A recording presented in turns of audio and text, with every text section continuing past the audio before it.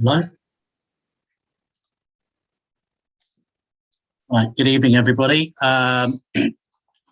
Welcome to everybody who's attending tonight and watching on the Council's YouTube channel. This is the fourth OSC meeting, Overview Scrutiny Committee meeting of this municipal year. For those who are watching on the Council's YouTube channel, my name is Councillor Tesh Taylor, and I'm the chair of this committee and for this meeting tonight. As there is no calling item from the January Cabinet meeting, there will be no formal decision made. This meeting is being held virtually as per the Council's agreement during the current ongoing restriction, as per the policy agreement. All participants tonight will be speaking via a video link.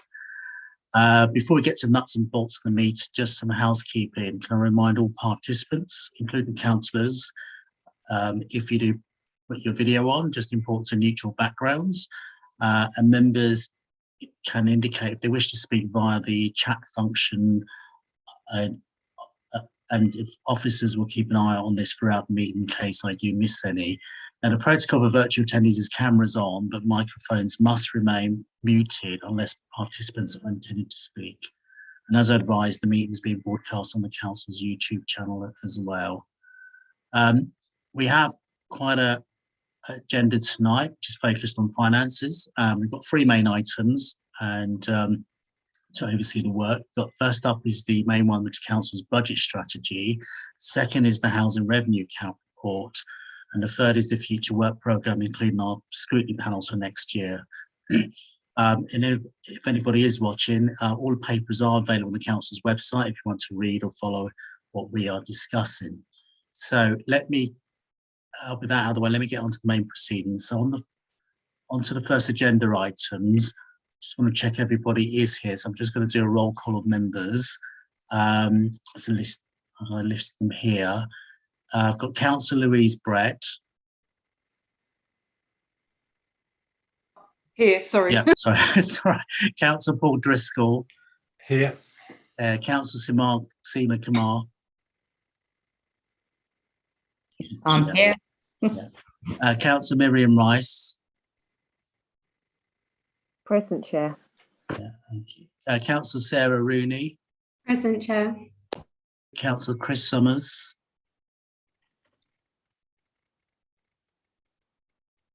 Not here yet, I think. Councillor Simon Woodruff.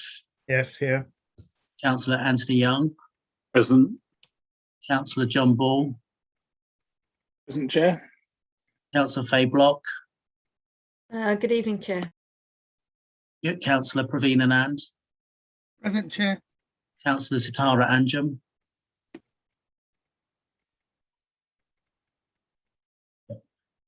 And Councillor Daniel Crawford. Good evening, Chair. I'm here. Thank you. And we've also received apologies tonight from Councillor Jaskiran Chauhan. There's no substitutes for her tonight. So that's the full panel, except Councillor Summers, who may be joining us, shortly. Right, item 2, declarations of interest. Members declare whether they've have any declarations of pecuniary interest. Anything? I'll take that as a no. There's no item 3, urgent matters. There's no urgent matter discussed tonight. Everything's on the papers and open. Item 4, matters to be considered in private. All items proposed to be considered in public tonight. Item 5, our members are asked to consider the accuracy of the minutes of the meeting held on 2nd December and agree those minutes. As this is a virtual meeting, the minutes of the meeting, the decision on the minutes will be confirmed at the next in-person meeting, which we'll have to do so for the next meeting. Just one caveat, if I can, to the officer Sam Bailey. Obviously, we made some recommendations around the Commission, and there is a report going to the Commission to the Cabinet, so we can just ensure those recommendations are sent to the Cabinet meeting for next week. Yeah. Is everybody in agreement with the minutes as set out? Yes, Chair, agreed. Agreed. Thank you very much. Okay, all right, on to the substantive items. So item 6 on the budget strategy. Right, this is the budget strategy the Cabinet intends to agree at this meeting next week. Now, a short briefing paper was published with the agenda that went out last week, but the actual full budget strategy was published on the 1st of February. I know it's an annual thing. It's unfortunate timing always means we don't have a huge amount of time to digest the papers. And I hope maybe next year we might find a better way of giving OSC members sufficient time to read through that paperwork. And I'm sure we're all aware there have been a number of announcements today in Westminster, which may affect some individual plans set out. However, I'm not going to preempt into that discussion. So presenting this budget strategy tonight will be Ross Brown, who's the Chief Finance Officer, Shabana Kasur, who's the Assistant Director of Strategic Finance, and Councillor Steve Donnelly, Cabinet Member for the Inclusive Economy. Following the presentation, I'll take questions if members can indicate when they want to ask a question. So I'll hand over to Ross first. Steve. Yeah, thank you, Chair. We'll be taking it in turns. We got a presentation. I'll do a brief introduction for the first sort of 3 or 4 slides around the political context, but I'll leave the meat and potatoes of the technical stuff, which I know is what the committee comes here for on this occasion, to Ross and Shabana, and perhaps I'll pop up at the end just to conclude on the last slide. Okay, thank you. Ross, all yours. Oh, sorry, Steve first. Sorry. I think we're just waiting for the presentation to come up.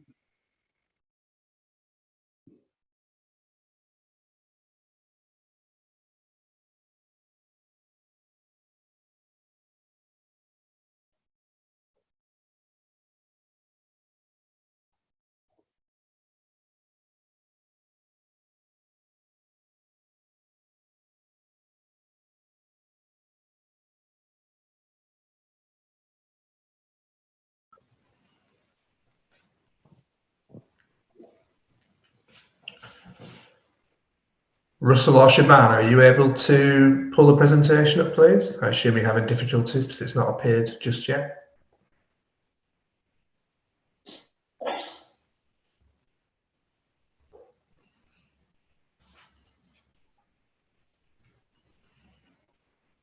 Oh, something's going. There we go. Shabana is now presenting. Thanks, Shabana.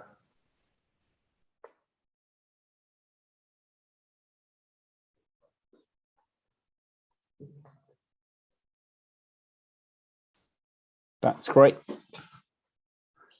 So, of course, I can't see any of you now, but you may still be able to see me.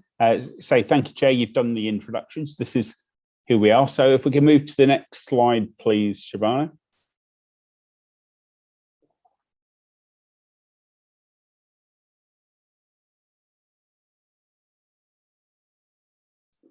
Okay, so just in terms of political context, how did we set about with my responsibilities putting together the recommendations that are going to Cabinet next week? You said, Chair, what Cabinet intends to take forward. I very much hope it intends to take it forward, but that's a matter for Cabinet to determine. This paper has my complete support and was worked on very much with the officerial team, but Cabinet obviously will make the decision on what to take forward, and Council will make the final decision on elements of this presentation. Yep, thanks, John. So the Council, we know from the last couple of years, has been through an experience that we would never have foreseen. We didn't come out of the last election thinking, oh, I know what's going to happen in the next few years. We'll have a major pandemic on top of the economic shock of Brexit, and on top of the rising and unprecedented demands upon our adults and children's social care, and the relentless demand on our housing stock and the need to find more and better accommodation for our residents. We know that we stepped up big time during the pandemic. The COVID Hardship Fund was worth more than £2 million, supported our low income families.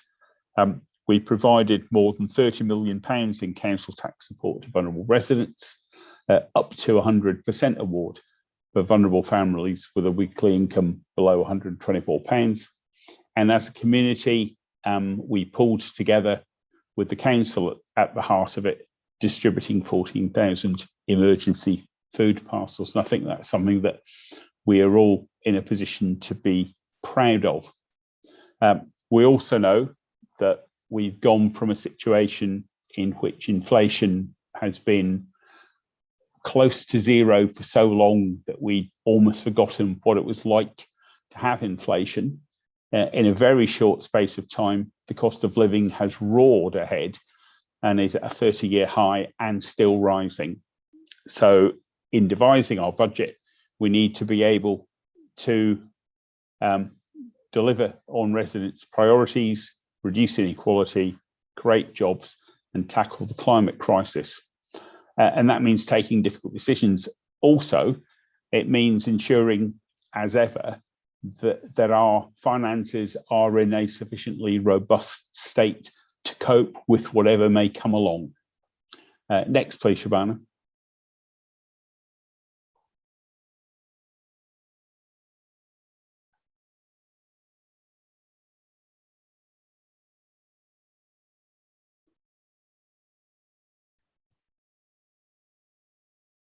Okay, thank you.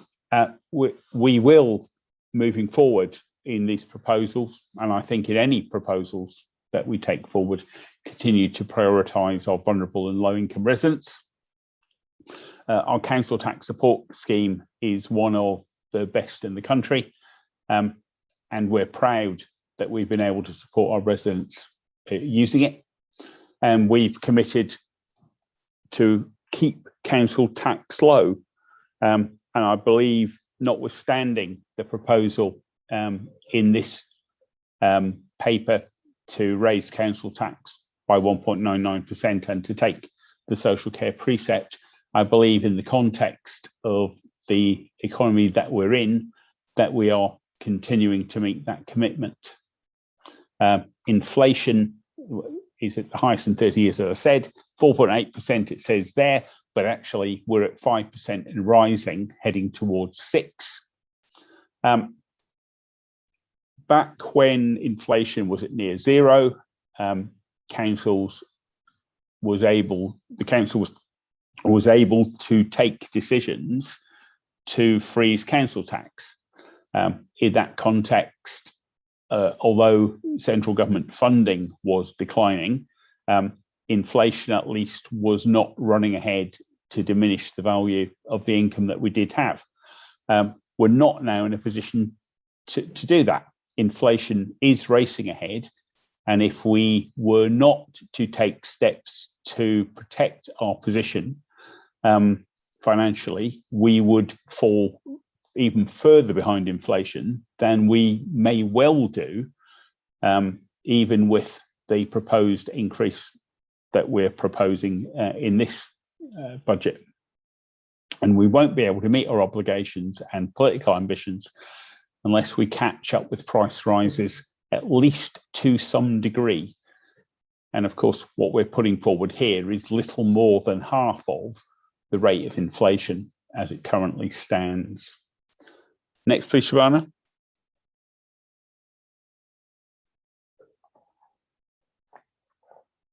So important from my point of view to get across the difficulty in putting together a budget that addresses everything we'd want to address in the way that we want to address it.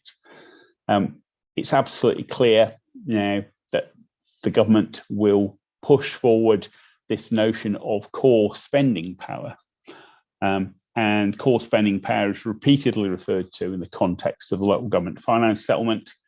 And when you drill down into it, the core spending power for which the government seeks to take credit gives the impression that it's the money they are giving us.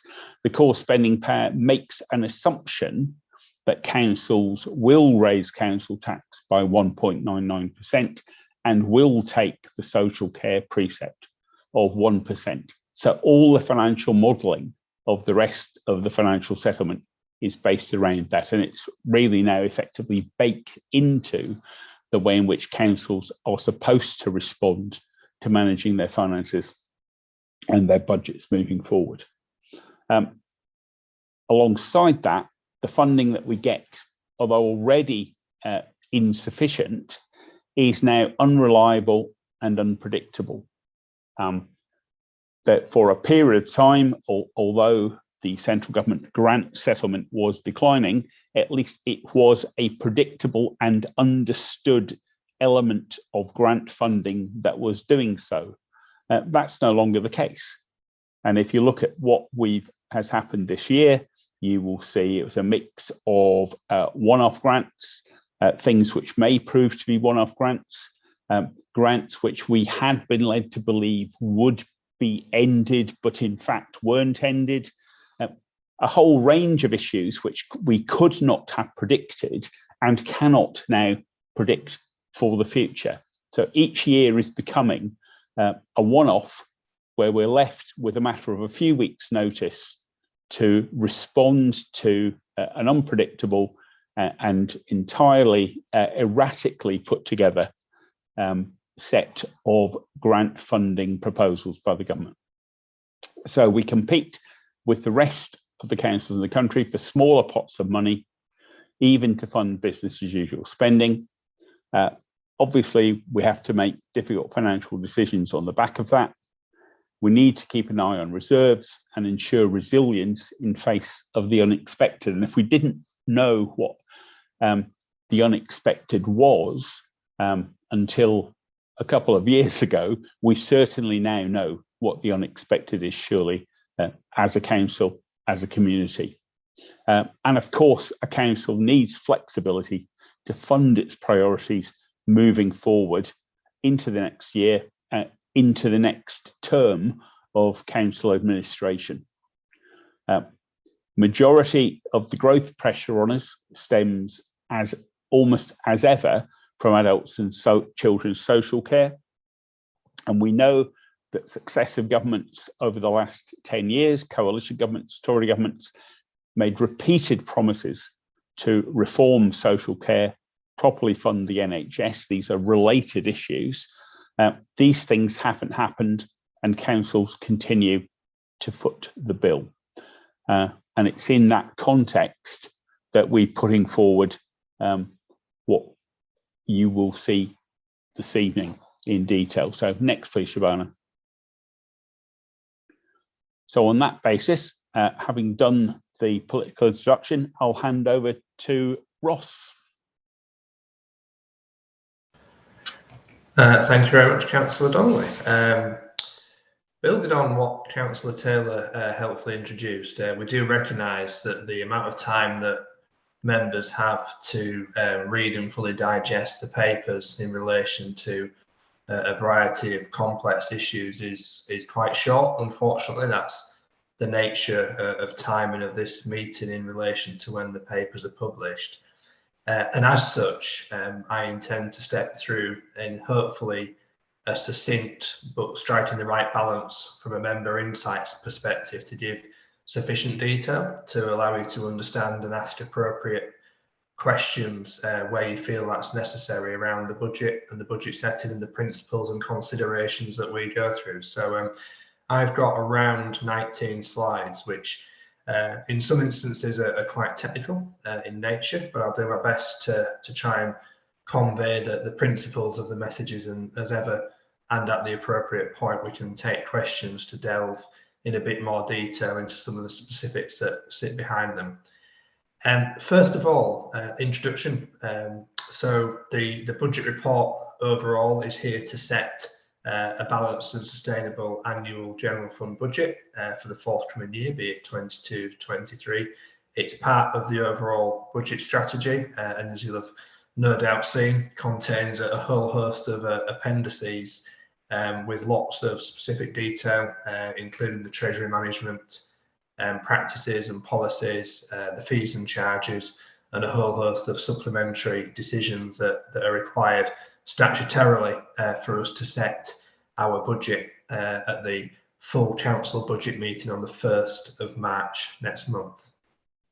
It's effectively a summary of the budget, of the meetings that have gone on throughout the year, i.e. the budget strategy meetings. It reads across very heavily and is informed strongly by the in-year budget monitor, amongst other things, and pulls together a whole host of different factors, financial assumptions, provisional figures, final figures, including provisional figures from the local government finance settlement, to deliver a balanced budget for that forthcoming financial year. So that's kind of its overarching purpose. Next slide, please. So specifically, the report achieves those following factors. Very importantly, in an area quite rightly of detailed scrutiny, is it proposes a number of savings for next financial year required to allow us to deliver that balanced budget requirement. We will look at those in a bit more detail later on. They're set out in full in the accompanying appendices, specifically Appendix 2, and there's 4 recommendations that correlate across to those proposed savings. It updates the medium-term financial strategy. Councillor Donnelly quite rightly mentioned some of the challenges that we face in accurately forecasting what the budget gap for future years, that's the budget gap from 23-24 onwards, looks like, in the absence of any clarity around the level of funding we'll receive for those years. As I very briefly touched on, it does seek approval for a number of key strategies and policies, including the capital strategy and the treasury management strategy, and the entirety of the 44-page schedule, I think it is, of fees and charges as well, which is a requirement for us to have agreed at full council on an annual basis. And of course provides a number of contextual updates, both from a general fund perspective, from a schools perspective, inclusive of the dedicated schools grant or the DSG, and also makes reference to the council's overall capital programme, which is a really significant and key deliverable area for the council. And again, there's a very detailed appendices and a very detailed section within the report that covers those elements off. So we're going to run through these in the broad order of which it's set out of the overview there. So the next and the first slide of substance is slide 8, which is the new savings slide. So what we've got here is the overarching summary of the savings that we're being put forward as part of this budget report.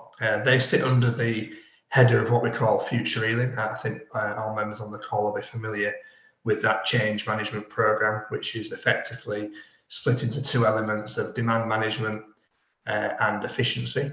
You'll see here that we are proposing, specifically in this financial year, forthcoming the 22-23 year, just to be clear, around £10.34 million of general fund savings.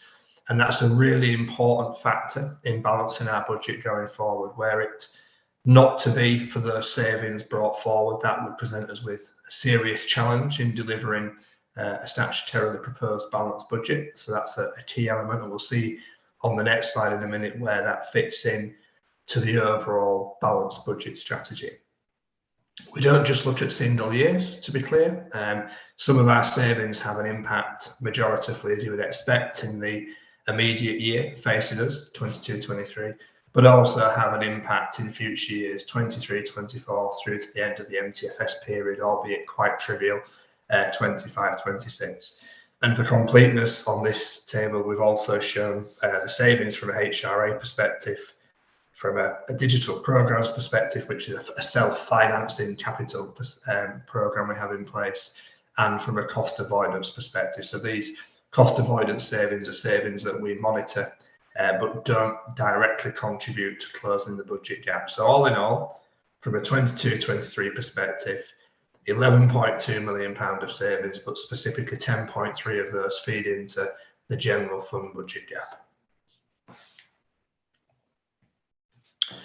So members will be familiar with certainly the headline on this table in front of us. That 23.793 million is the budget gap that we have been stating and publishing through our budget strategy papers throughout this financial year, with a focus on 22-23. So that 23.793 million is our starting point. So the good news, as you would expect and is required of us, is that we are presenting a balanced budget overall. And this table, at summary level, shows how we achieve that. So on the previous slide, I was focusing specifically on the £10.34 million of general fund savings that we have developed across the council. I've been through a number of meetings with members to assess the impact and the deliverability of them that are appropriate for us to put forward, as we have done in the appendices, to then contribute towards shutting that budget gap. So that 23.8 million in rounded numbers then comes down obviously to a figure of around 13.4 million by applying those savings. So that's our first tactic in reducing the budget gap to set the balanced budget.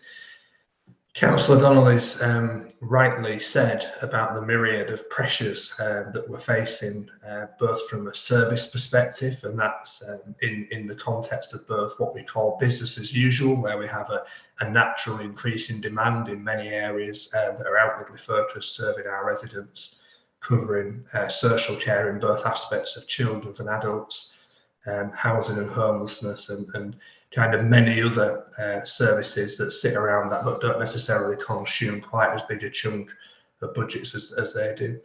We have that pressure. We have to factor in the continued and arguably increased demand as a result of COVID that comes back to the council and puts pressure on our services. Councillor Donnelly also touched on the very aggressive inflation environment that we now live in, nearly 5% from a CPI perspective at the end of last calendar year. We spend a significant amount of money externally. We have many external contractors that we are reliant upon to provide our services. We therefore need to fund that growth appropriately. We also have some government changes that have come in as a result of government announcements, such as the introduction of the National Insurance Employers Contribution, which will cost the council next year in the region of 1.7 to 1.8 million. So we have to fund those costs that we are required to meet. And we're also mindful of having sufficient provision set aside to cover more normal contractual inflation, where those providers come back to us quite rightly in line with the contract provisions, asking for inflation increases where it's appropriate to do that.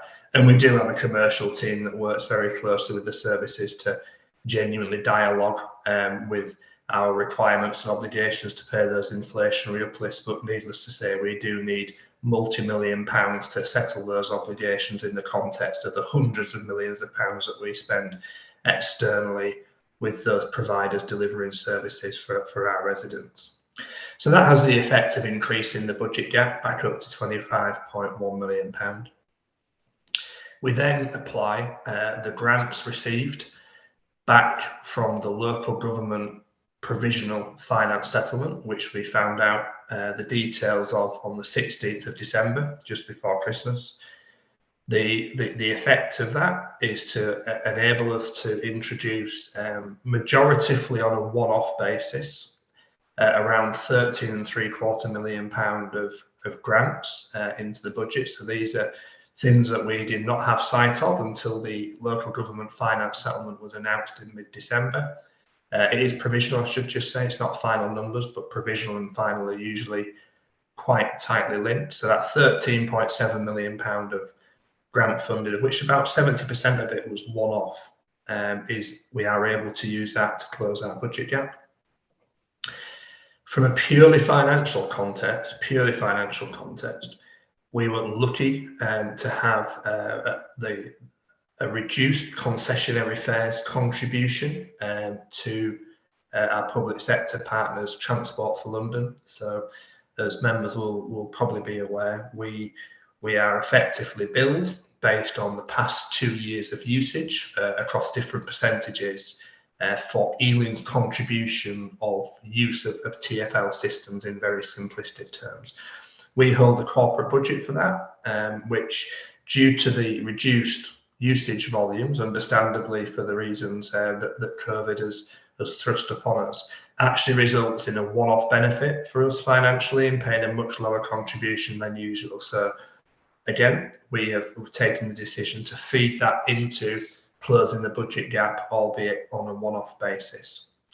And then the final line on this table, which therefore delivers a balanced budget, is that the recommendation of the budget strategy report to take 1% increase from a social care preset perspective and a 1.99% increase from a council tax perspective. 1% on Ealing's tax base is worth circa £1.53 million. So you'll see that the majority of that £4.695 million is made up of that 3%. There is a small increase in what's called the council tax base. It's about £90,000, and just for clarity, that council tax base is effectively the amount by which the Band D equivalents grow, and the Band D equivalents is how we measure our council tax base. So as more properties are built and delivered within the borough, we therefore get an associated benefit with that, because our council tax base, the base upon which we preset increases, which allows us to feed in a slightly higher income amount than what we usually do. And for those of you thinking £80,000, £90,000 not very much in the context of Ealing's housing delivery, that's absolutely right, it's not.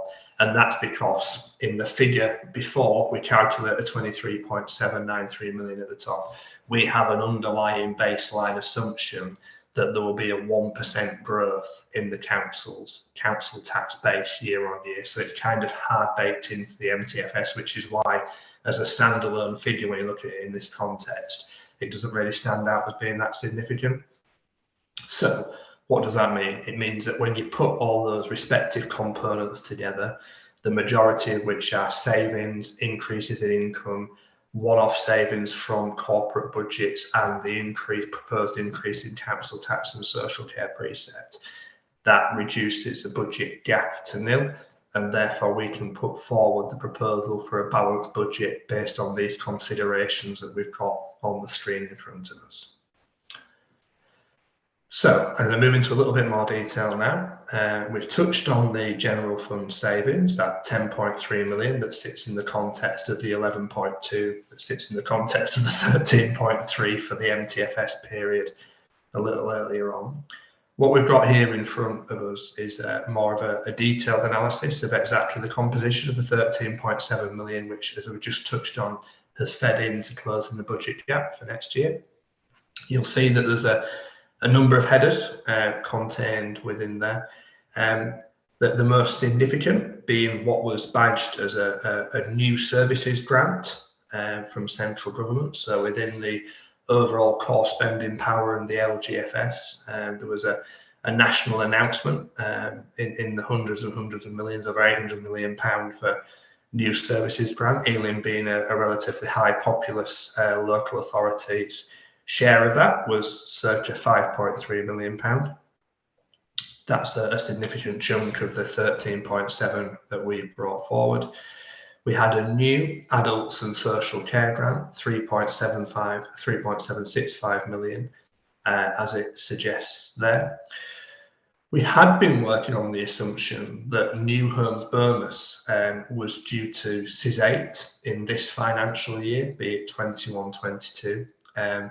The consultation to allow for that to happen didn't take place in necessary time, and therefore we have retained some benefit of the continuation of the new homes bonus scheme. So this is where government pays an amount for the amounts of new homes that are delivered within the borough, and Ealing being a very successful borough at delivering housing at quantum, both through direct delivery ourselves, through Broadway Living and the registered provider, and through normal registered providers, and through commercial for-profit house building, actually does relatively well from a new homes bonus point of view, which is quite different to many other London boroughs that are not as successful as we are from that perspective.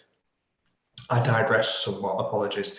The point being is that the continuation of that scheme from an Ealing perspective is worth circa £3 million to us, which is, in the context of our budget challenges, a significant contribution to reducing the budget gap.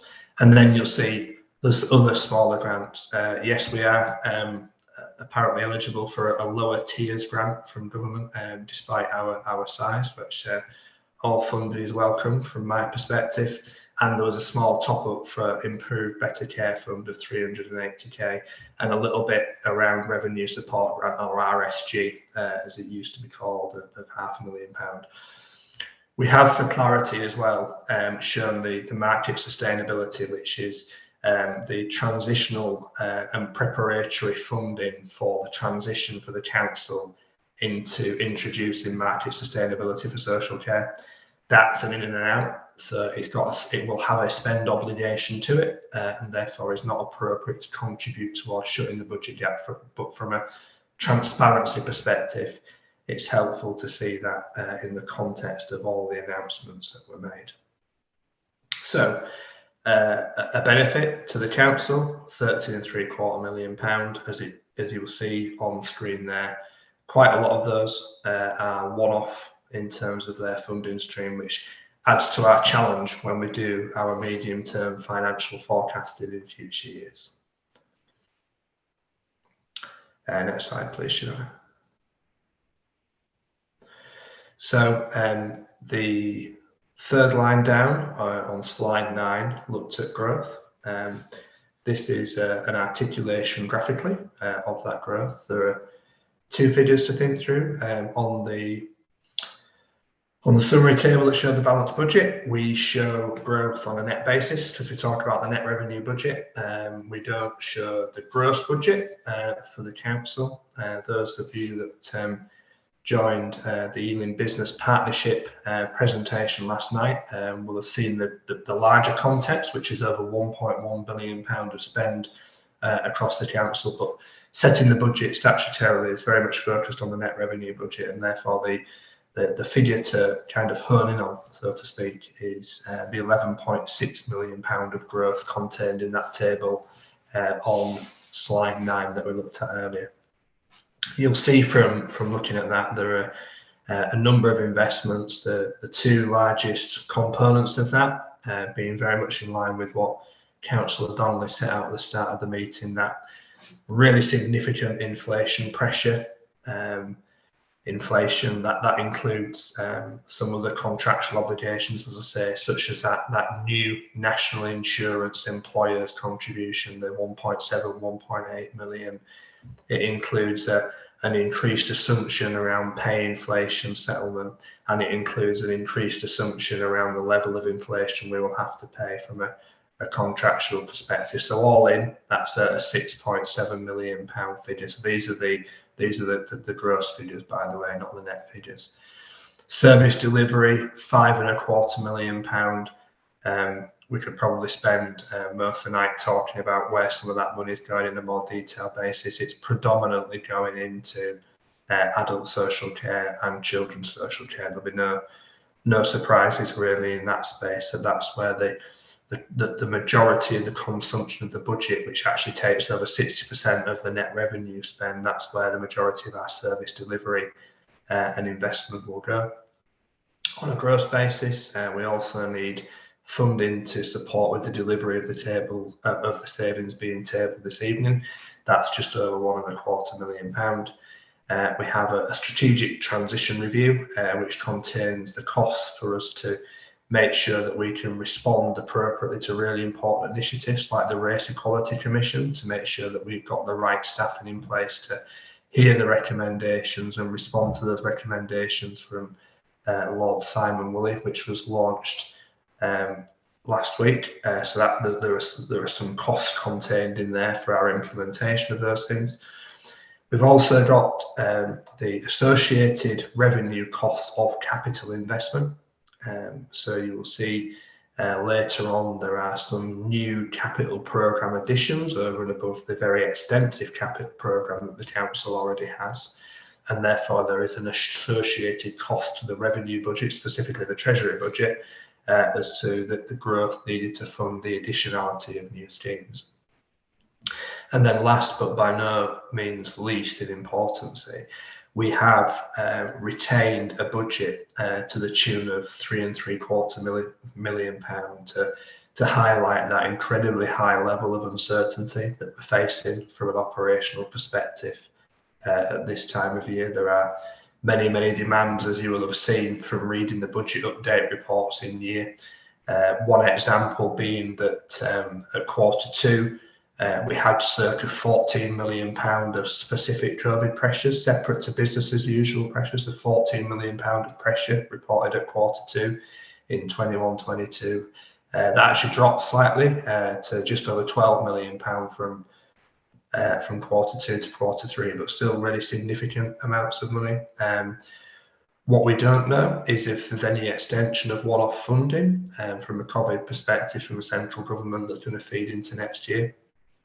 So we feel it's absolutely sensible to retain a budget that allows us to address some of those challenges. That then means that if we do find ourselves in an incredibly challenging financial position in 22-23, we have some flexibility about how we deploy resources, and this also reads across to the council's overall financial resilience, our general fund balance, and our overall view of reserves, which we'll touch on later on in the presentation.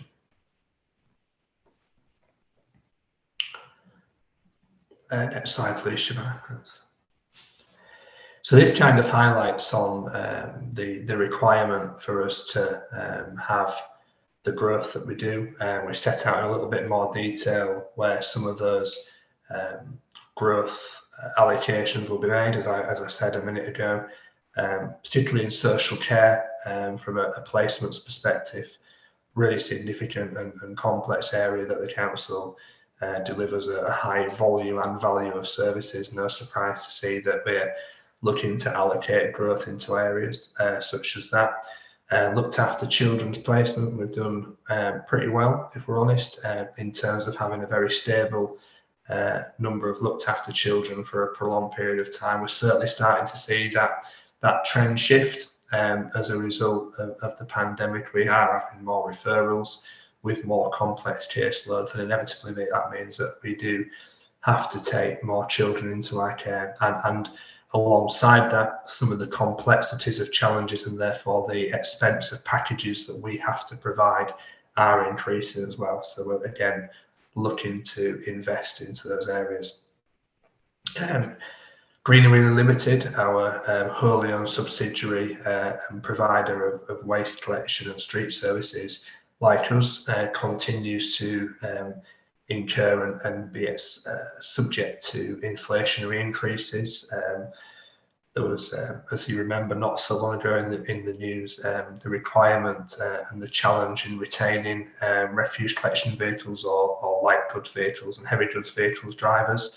They use a very high proportion of fuel, given the existing composition of the fleet, so they are not excluded from the inflationary pressures from a fuel perspective, and a whole host of other associated costs, including for them as well, national insurance employers' contributions significantly increased to a figure of I think around I can't remember what it was now. I think it was about £250,000. So a plethora of different pressures being experienced from Greenery Limited's perspective. Increase in software licenses. The shift to home working has required an increase of software licenses in the way in which they are charged to us, and a slight change in the way in which the large organisations from who we purchase those licenses work. Pay inflation increase in national insurance contributions, as I've touched on, and contract inflation, which applies across all those contracts where the contract provisions allow for inflation increases in this financial year. Not all contracts do allow for that, because it's on a rolling cycle typically, but there will, as I said before, be pressures in those contractual areas. So moving on down our line of our sequence, continuing on growth for the time being, the MTFS and the budget strategy report does contain provision to incept and therefore increase from a financial perspective a number of capital streams, the most significant being an increase of £5 million per annum for highways, carriageways and footways. That's the same as the investments, albeit on a single year, that have been made in previous years. There is I'm sure transport officers, were they here tonight, could talk about the level of works that results in. I think, as you could argue with many services, the service could probably consume significantly more than some of the funding that is available to them. But as ever, in a budget of effectively resource constraints, we make prudent and sensible allocations for growth in as many areas where we feel as though we can legitimately do that while still delivering the challenge and obligation of a balanced budget. We've also got, as you would expect us to have, statutory obligations there from a health and safety requirements perspective. They actually kick in 23-24, but from a medium-term financial perspective, we include them here. And then we have some maintenance and refurbishment works for Carmelita House, which actually reads across to one of the budget savings. So that's an investment that needs to be seen in the round. And as you'll be aware from the previous cabinet reports that have been through cabinet pre-Christmas, the budget for the temporary location of the young adult centres also included as part of the capital investment plans of the budget strategy report. So kind of moving away from the growth and the investment side and the considerations, we then turn our attention to what does it mean over the medium term, the MTFS, which is a key element of the budget strategy report that members will be considering next week at Cabinet and in due course at the start of March. As Councillor Donnelly rightly says, as I've emphasised a little bit already, we really do struggle currently to come up with a credible budget estimate as to what the gap will be like. You've seen on the local government finance settlement table that there's quite a lot of grants in there that are one-off from a professional responsibilities perspective. I'm therefore, excuse me, when determining what the budget gap looks like from a future year's perspective, required to assume that those grants will not come in. So the majority of the budget gap, certainly in 23-24, is driven by the reversal of those grants. There's a whole host of other funding announcements that we are also unsighted on.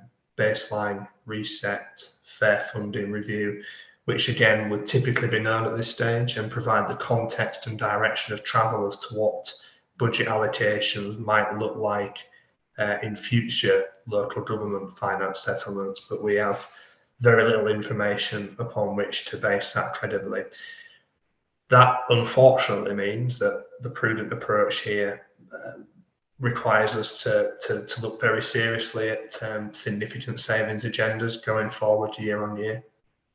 You'll see that I've pitched it around the £22.5 to £24.5 million per annum figure. So the cumulative budget gap is somewhere estimated in the region of 71.2 million.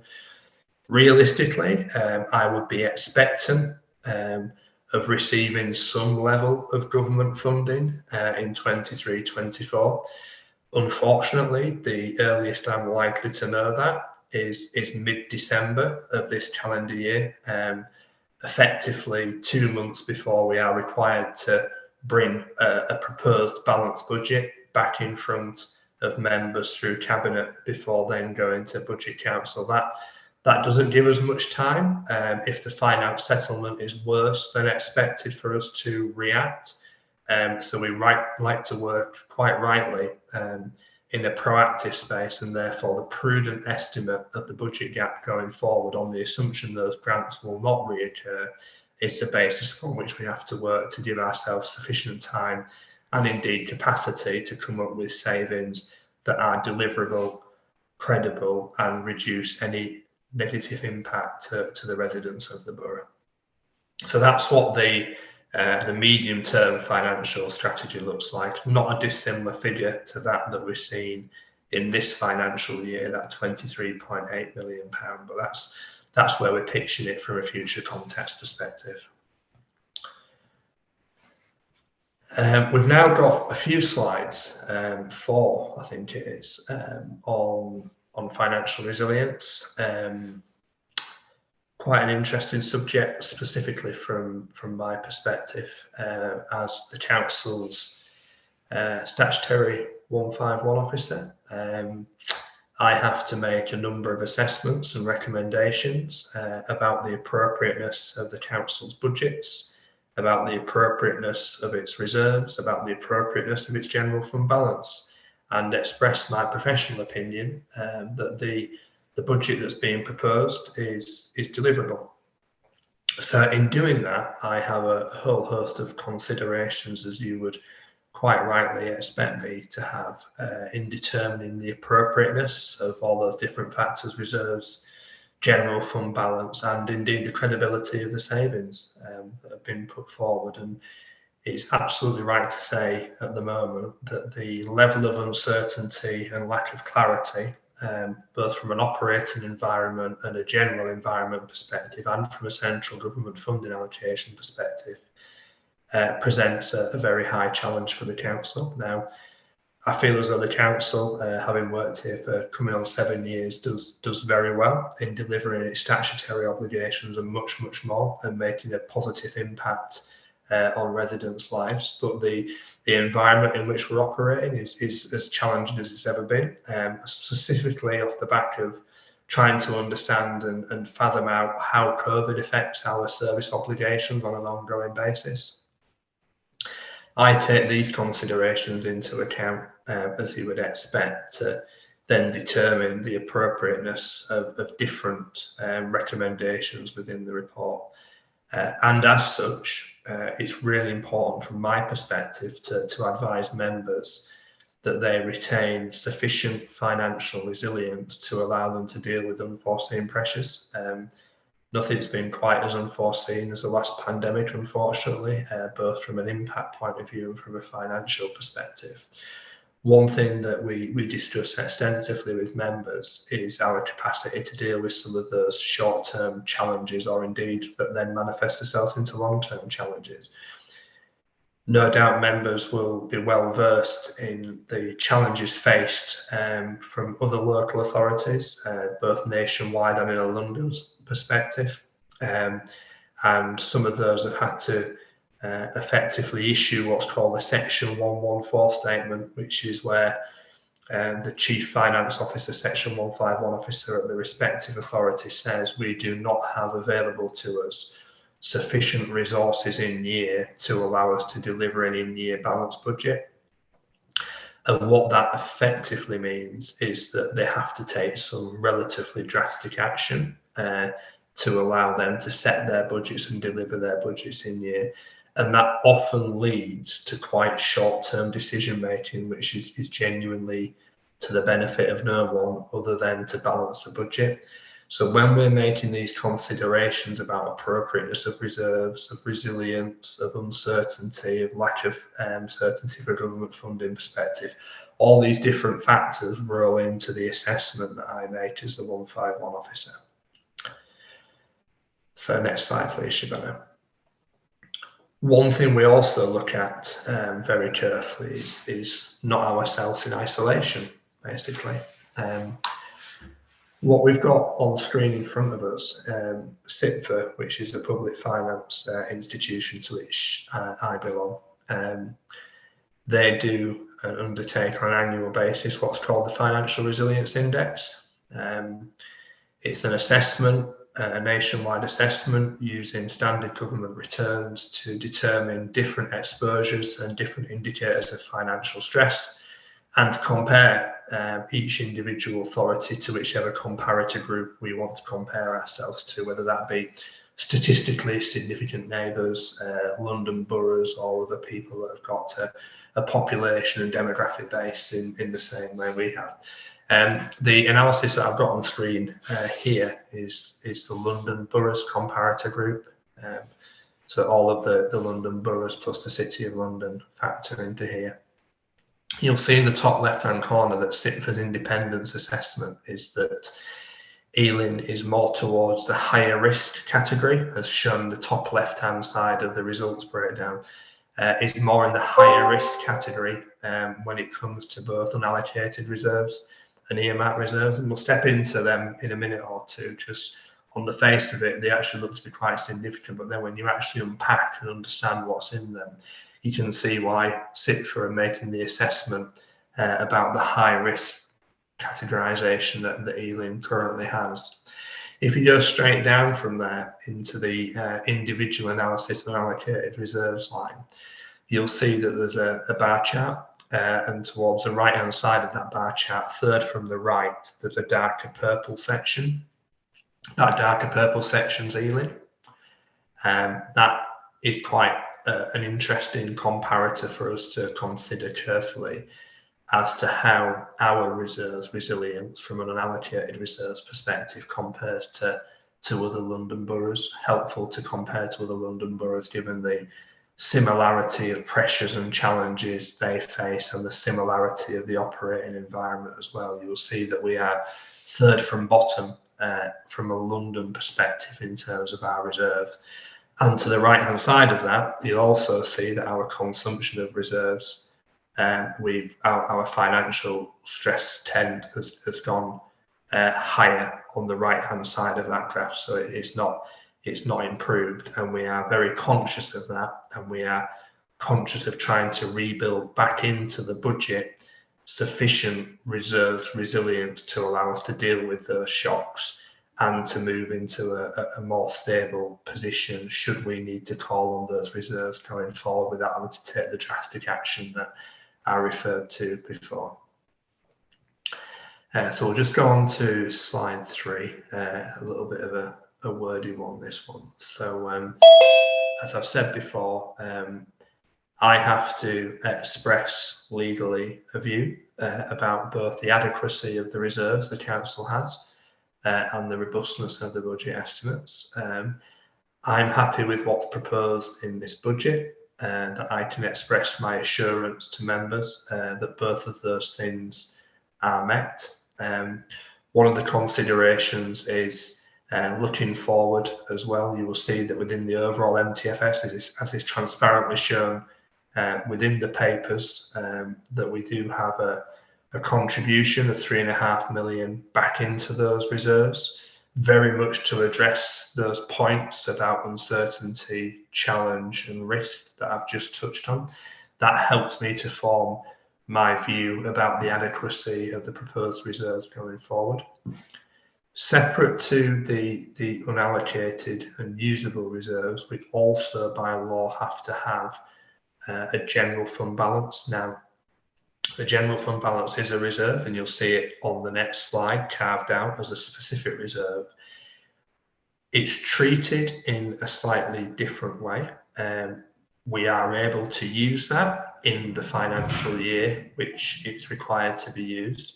It does, unlike other reserves, have to then be replenished in full in the following financial year in which you consumed some or all of it. So hypothetically, if you were to use £10 million of that reserve during 22-23, I would then have to insist on an additional £10 million of savings over and above that £23 million budget gap that we looked at earlier, to then reinstate the general fund balance back to the level of 15.9 million. So I could then express my view about the appropriacy of the adequacy of reserves, and therefore I would have to sign off £10 million more of savings, which would then need to be sufficiently robust for it to feed into the budget process overall. So yes, it's there to use for the right reasons, but unlike other reserves, that absolutely must be then reinstated in the following financial year. And of course, my budget estimates, my consideration about the appropriateness and deliverability and robustness of the overall balanced budget currently includes the assumption that the council will take both the council tax increase at 1.99% and the adult social care precept at 1%. Now, In not doing that, that would therefore have the potential to change my view about the robustness of budget estimates and the adequacy of reserves, because the effect of that would mean that we would need an additional £4.5 million of either savings or to draw down £4.5 million of reserves, which, as we've just seen from our financial resilience index, according to SITFA, would place us in an even more challenging position than that we currently find ourselves in. So we're going to move on to what might be a little bit of a small screen to read, unfortunately. This is the extract. You'll see it in section 10 of the report. You'll see it in appendix 10, and it relates to the recommendations, as it says at the top of the screen. Specifically focus, please, on the 31st of March 22 and the 31st of March 23. Overall, if you look right at the bottom, you'll see some quite large figures. If you work from the bottom up, the header or the subtotal that says total other reserves and balances, you'll see about a £75.6 million figure.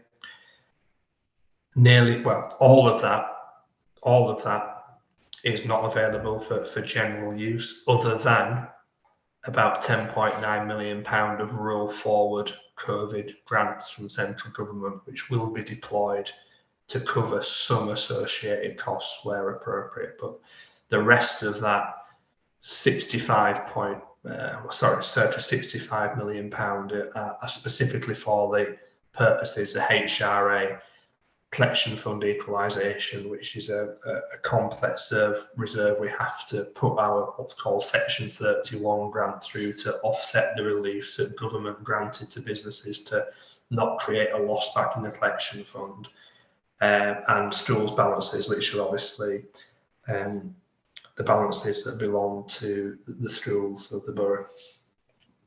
So working up from that, you'll see that we've got the general fund balance at 15.9 million, which I've touched on. Going further up, we do have the corporate economic volatility reserve. That's where the real resilience sits, at £10.4 million. That's where the contribution to reserves in future sits. So you'll see that £3.5 million has been applied into that area. But then as we move further up, and certainly towards the earmarked reserves at the top, things such as the corporate insurance reserve, the parking account, the PFI reserves, and the DSG, which it is meant to show this way around, it is genuinely a negative balance because it's in deficit. They are all, again, not resources that we can draw on for deployment in terms of generally meeting the obligations of normal in-year expenditure. So the point being here is that you look at that bottom line, you think, crikey, that's a significant level of reserves, but that's not what I'm making my assessment on. I'm making my assessment on specific reserves within that, specifically the controllable non-ring-fenced reserves and the appropriateness and the commitments already against them, not the entirety of the 153 million. So sorry Ross, just grab a second. How many more slides we've got to go? 7. Okay, all right. I'm just conscious we want members to have discussion as well. Thank you. Carry on. Taking the chair steer, I shall rattle through the remainder a little bit faster than them, but the reserves one was important. So just do the honours for me, please, Shabana. I won't spend too long on Treasury Management, although we have to approve it as part of full council. There are some changes to the Treasury Management Code coming forward. They're set out in sufficient detail within that proposed strategy going forward. So we'll move on to the capital strategy, please, Shabana. Yeah. Again, this very much interlinks. It's the Treasury Management effectively connects the revenue budget to the capital strategy. We have within the capital strategy the flexible use of capital receipts, which is effectively a capitalisation directive. Again, it's a a document that sets out what our investment plans and the rationale and how that links to certain aspects of the council to ensure we're making prudent investments and prudent capital investment decisions going forward. So it's a relatively self-explanatory but no less important strategy that needs approving by full council. Next slide, please, Shabana. Fees and charges. As I said, the appendix sets out, Appendix 3 sets out the entirety of the fees and charges, all 40 odd pages of it to read through at the appropriate point. It's not really there from a revenue raising perspective. You'll see it actually only generates about £400,000 in the context of all those various savings. It's done to keep in line from an inflationary perspective to ensure full cost recovery for service delivery in line with our increased cost obligations that we're experiencing.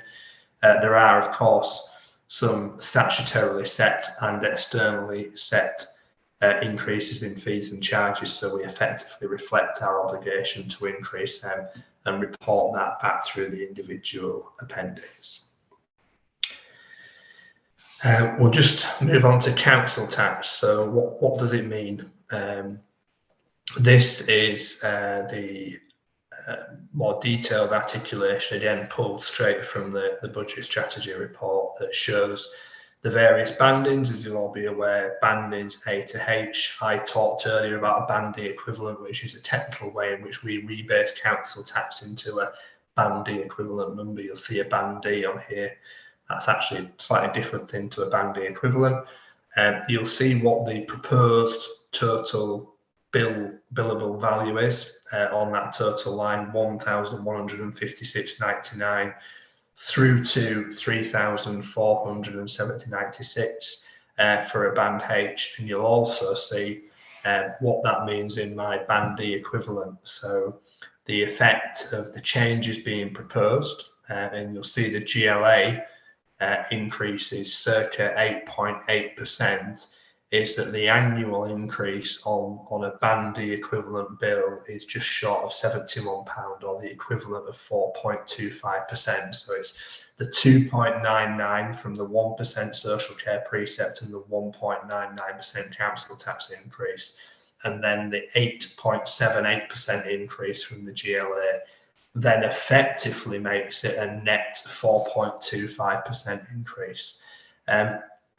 Without prolonging too long, Councillor Taylor, and apologies, you did mention at the top about some of the announcements today from a Westminster perspective.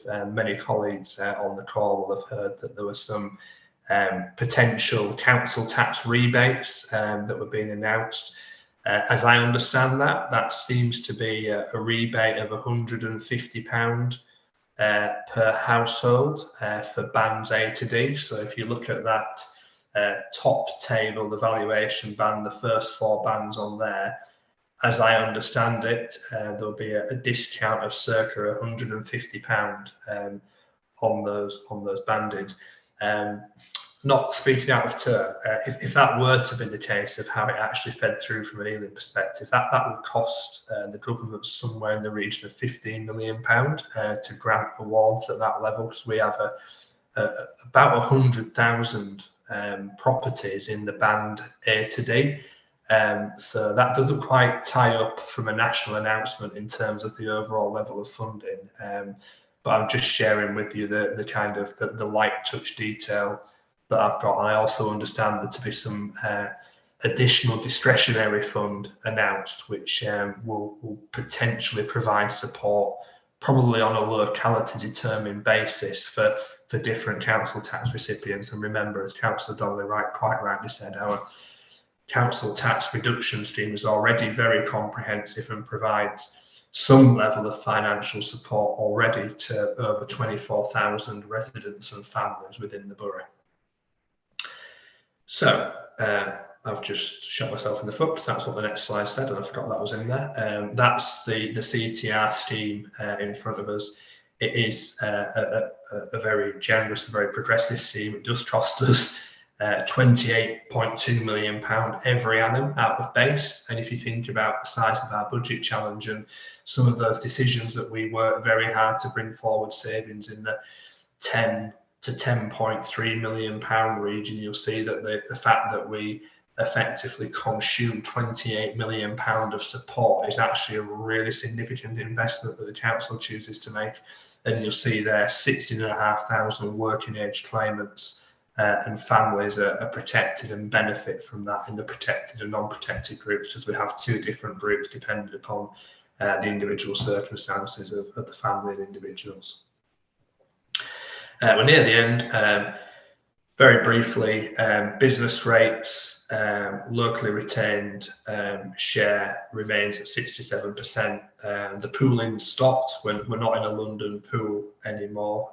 That's an initiative that came to an end, so we don't benefit from the wider benefit of continued growth in London. We do, as you would expect, and are proposing to continue with the discretionary discount scheme for business rates with regard to London living wage, very much fitting in with our new social value policy, which you'll have seen is also on the same cabinet agenda as the budget update and budget strategy next week. Parking account, not a huge amount to say for this, other than it's got a projected surplus at the end of next year of 217k. And then I touched on before about the DSG deficit being in there of 1.6 million pound. I think at this point I'll hand back to Councillor Donnelly for the last slide, which is the communication and engagement with key messages. Thank you. Yeah.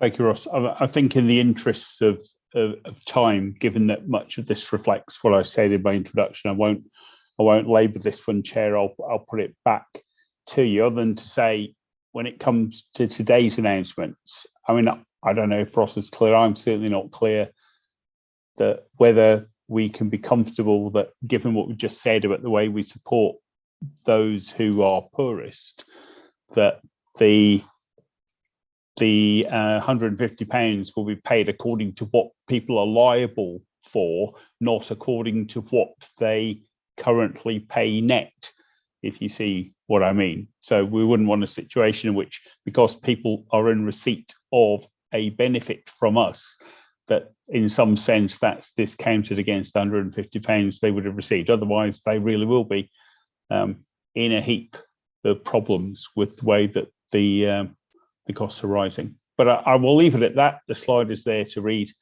Thank you very much. Thank you, Councillor Donnelly, and thank you, Ross, and Shabana as well for the presentation. I know it's been significant insight and overview, and acknowledge the work that's gone in. I didn't at the start in the budget making process. I know you were trying to condense nearly 200 pages worth of cabinet reports tonight as well, so so I'm making allowances for that. So no, thank you very much for that. I know it takes a lot of work to do that. And for anybody who's watching, the statutory declaration is where our Chief Finance Officer makes an appeal to us as members to not send him to prison normally. So we don't want him to do that. I'm also conscious, obviously, we agreed the budget on council on March the 1st. So any police discussion may, of course, wait till then. But given some of the events happening in Westminster tonight, we may be talking about something else then. If members are going to refer to any slides that Ross and Shabana presented and Steve's presented, just remember, because we're online, there might be a slight delay. So just be mindful of that if you are going to ask any questions. Right, open the floor to questions. And I think the first one we've got is Councillor John Ball and then Councillor Sarah Rooney. John Ball. Yeah, I've got, well, just hopefully a relatively simple one to start with, which is Ross mentioned that the Band D figure is different to the Band D equivalent that's calculated. I wondered why that was, because as I understand it, you calculate all the council tax in the borough and work it out as if it was, as if everyone was on Band D. So that's how the Band D equivalent. So how come the two figures are different? Okay, can I get Sarah's question next as well? Thank you very much, Chair, and thank you for the presentation. On the slide, the SITFA slide, you discussed other boroughs, and I just wondered whether there were any other boroughs, particularly London boroughs, who are raising council tax up to the 2.99% as well. And I also have a quick question about the communications, which was covered in the last slide, but will those messages just be communicated through the usual channels around Ealing, on the website, social media pages, or will there be any additional communications that's put out there? Thank you. And then I'll take, before you come in, Ross, Councillor Miriam Rice, want to come in? Could I just ask, please, about the additional 5 million for highways and looking at roads and improvements there?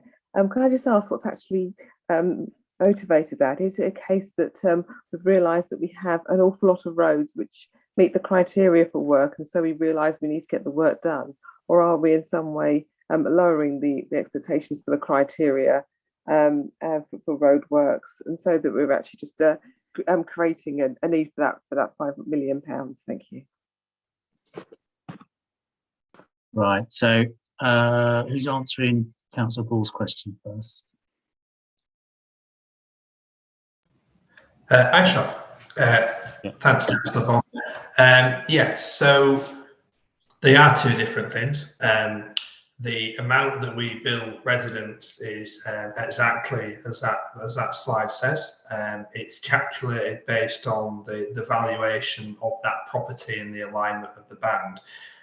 The Band D equivalent is effectively how we then rebase and amalgamate all the different bands into the equivalent of one band. So the Band D equivalent takes the number of properties in Band A, multiplies them up, applies a ratio to them to make it equivalent of a Band D, but that doesn't mean that the billable amount then ends up being the same as a Band D billable amount. It's not something that you need to be concerned about. That's the standard methodology for us calculating the council tax base. It's known practice within the way in which we work.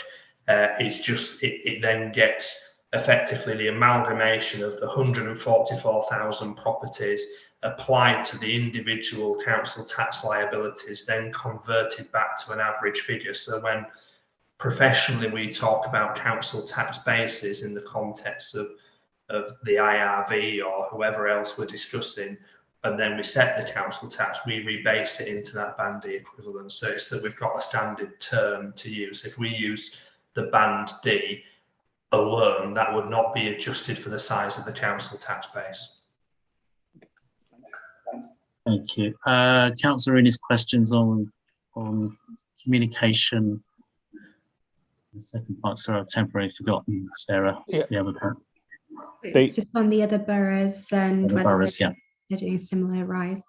Well, if I can take the other boroughs one, the impression that the information I have from my contacts around is that it's in that situation, almost everyone is moving to the 2.99. And it occurred to me this afternoon that if they weren't, they'd certainly now be wishing they had, given the developments in terms of what the government's done today. But I think there's been a clear movement over the course of the last 3-4 months where boroughs have come to the view they really have no choice.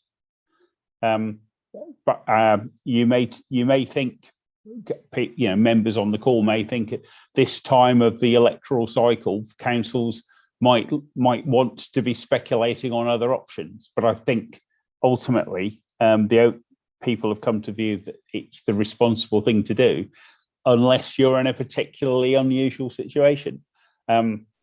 You'll see, and thanks for having the SITFA thing up, you'll see there's really a cohort of us towards the right hand side who are bunched together at roughly the same level of reserves.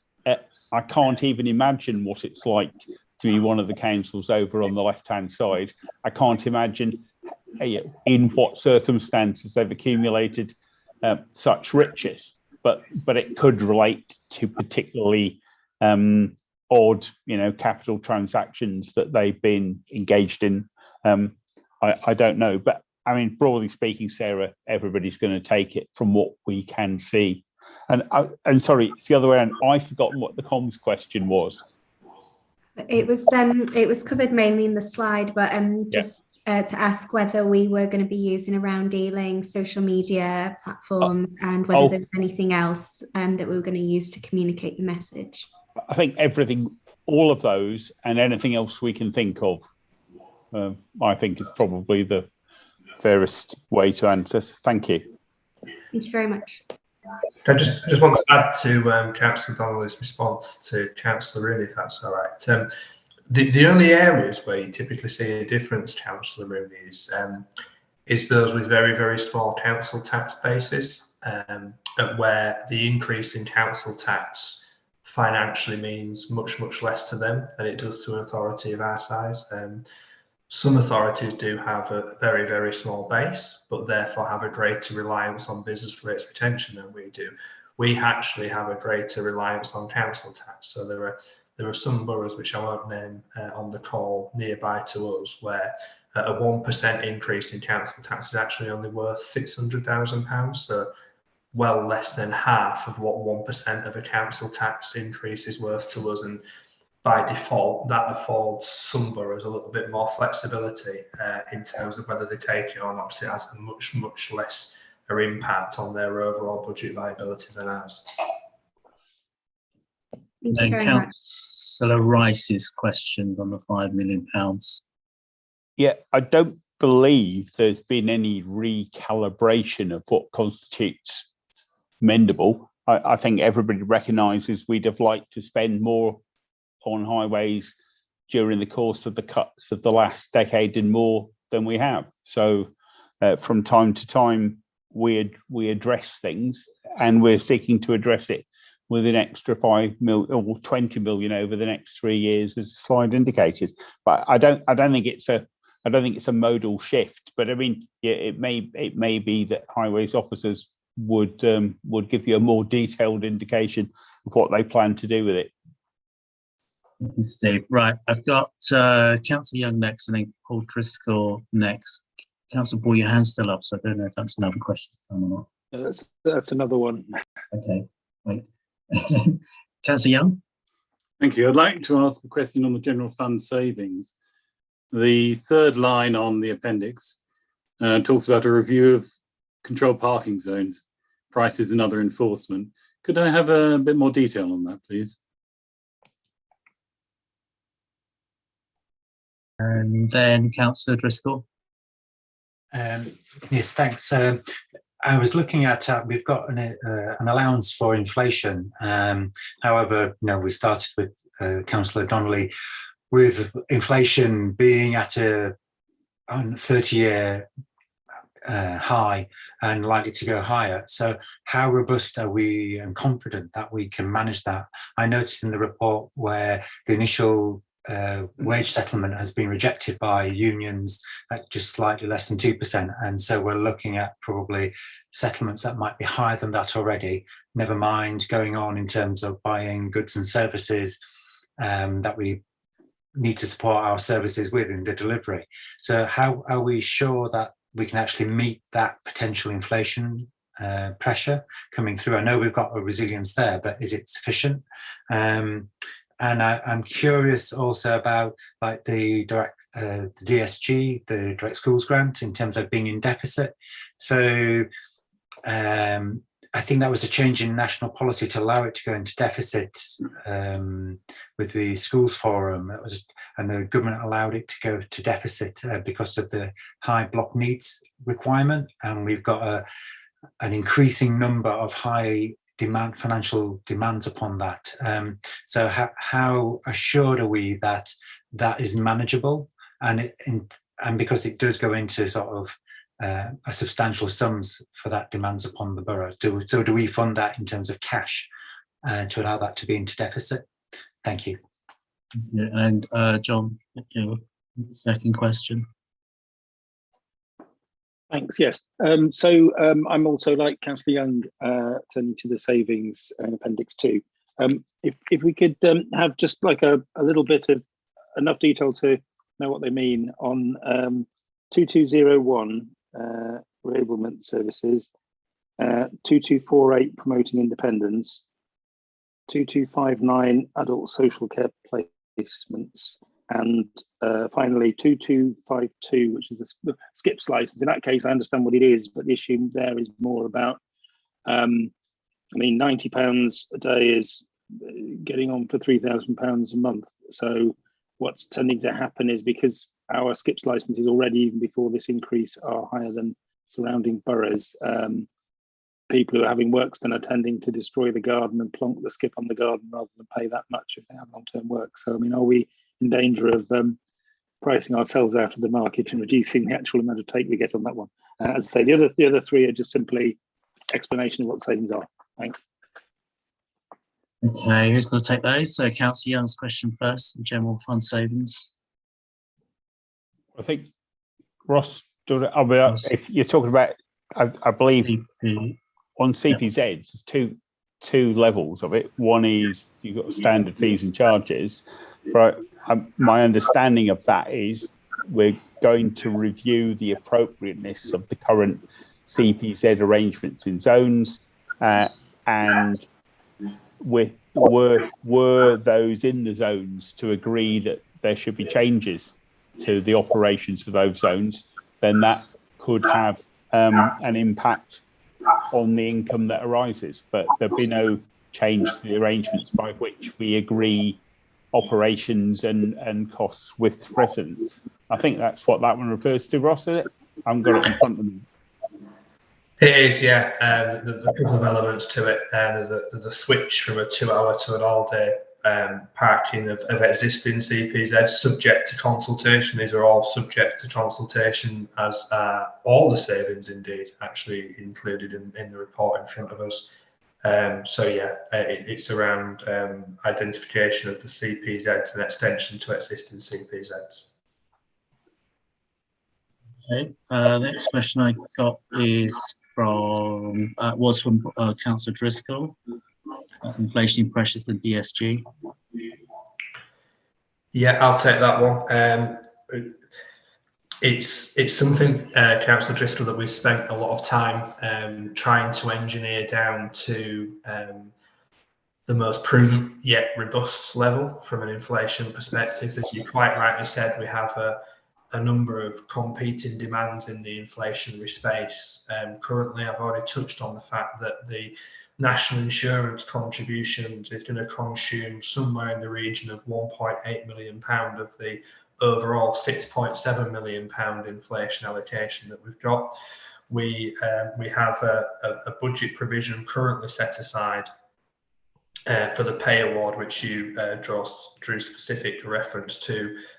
We have a current budget to address a circa 2.5% increase, which again consumes £3.475 million.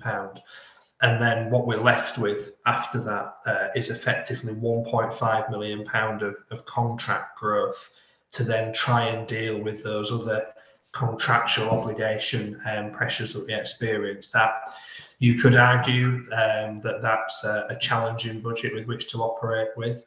The majority of our budgets, quite rightly, are challenging budgets to operate with. We do use a combination of the commercial hub, which is the procurement team working alongside service officers to enter into genuine dialogue and negotiation with our providers where their contract provisions allow for those increases in line with the annual or biannual or 3-yearly review of contract inflation. And that's a similar level to, well, it's actually higher than previous years, but we have had success in using a figure smaller than that in previous years to effectively manage inflationary increases from a contractor's perspective. Yeah. But that's exactly why we're trying to build a bit more resilience in case we do need to draw on other resources to deliver that. And if I could just add to that, this is something that Ross and I spent quite a lot of time looking at and thinking about, because I mean, I'm very clear. You could play around with other figures, but I don't believe in putting in something for the purposes of making the figures look better now, only for that to prove meaningless and have to row back from it at a later stage. So we were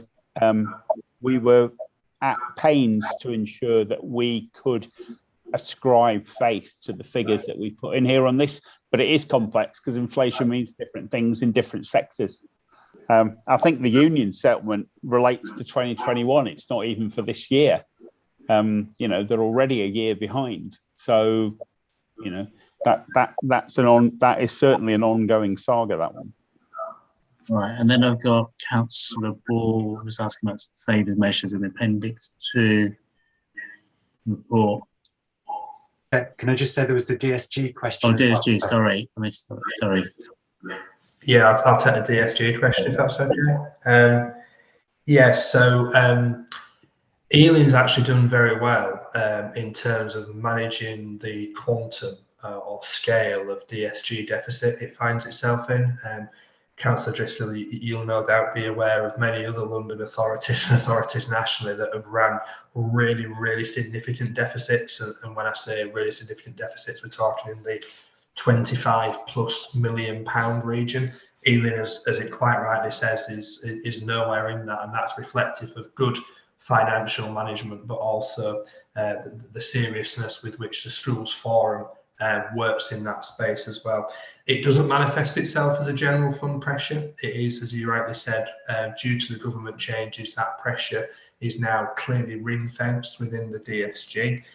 We do have a deficit recovery plan in place that is allowed to be over a medium-term period, broadly in line with the medium-term financial strategy, where we will look to move back into a balanced budget position.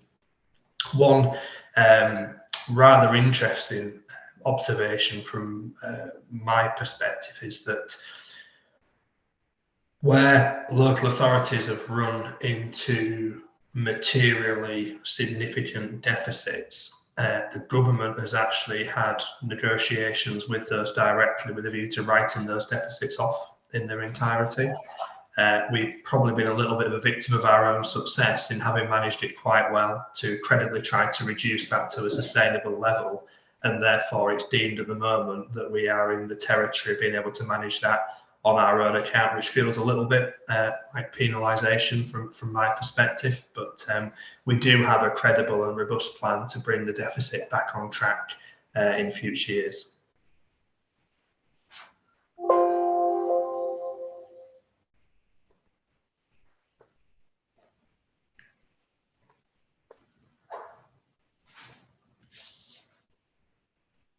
I think you're on mute, Councillor Taylor.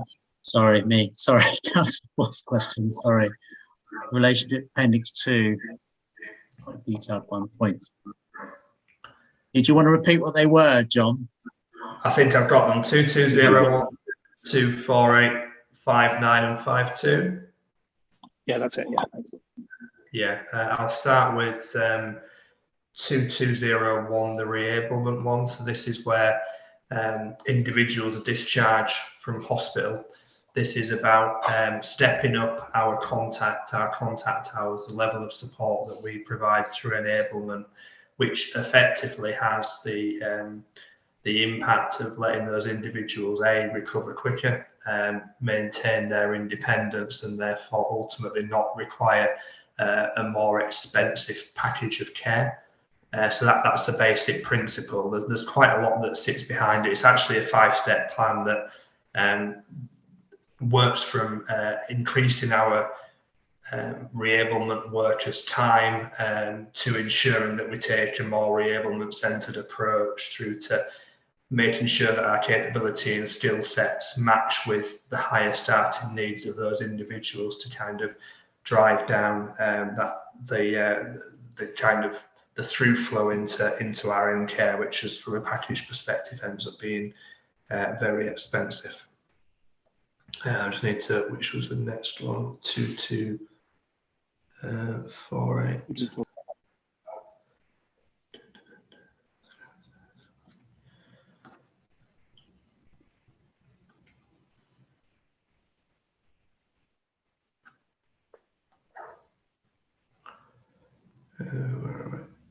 Trying to find my.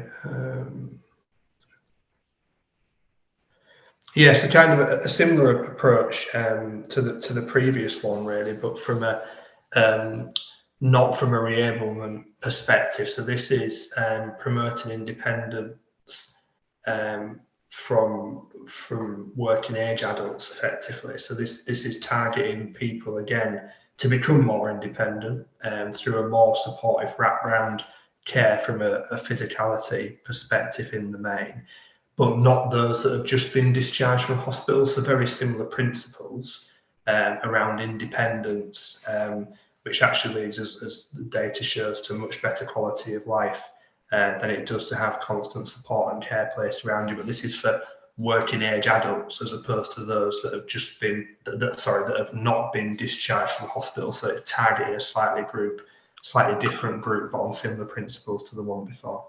Yeah, I mean, these are both areas where we were making significant progress before COVID, but progress was not back, and it's a big priority in adults, particularly to get these services as effective as possible, because ultimately they save us money.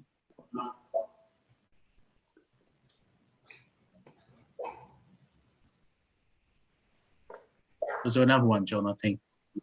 Yeah, 2259. Is that right, John? Yeah, that's right.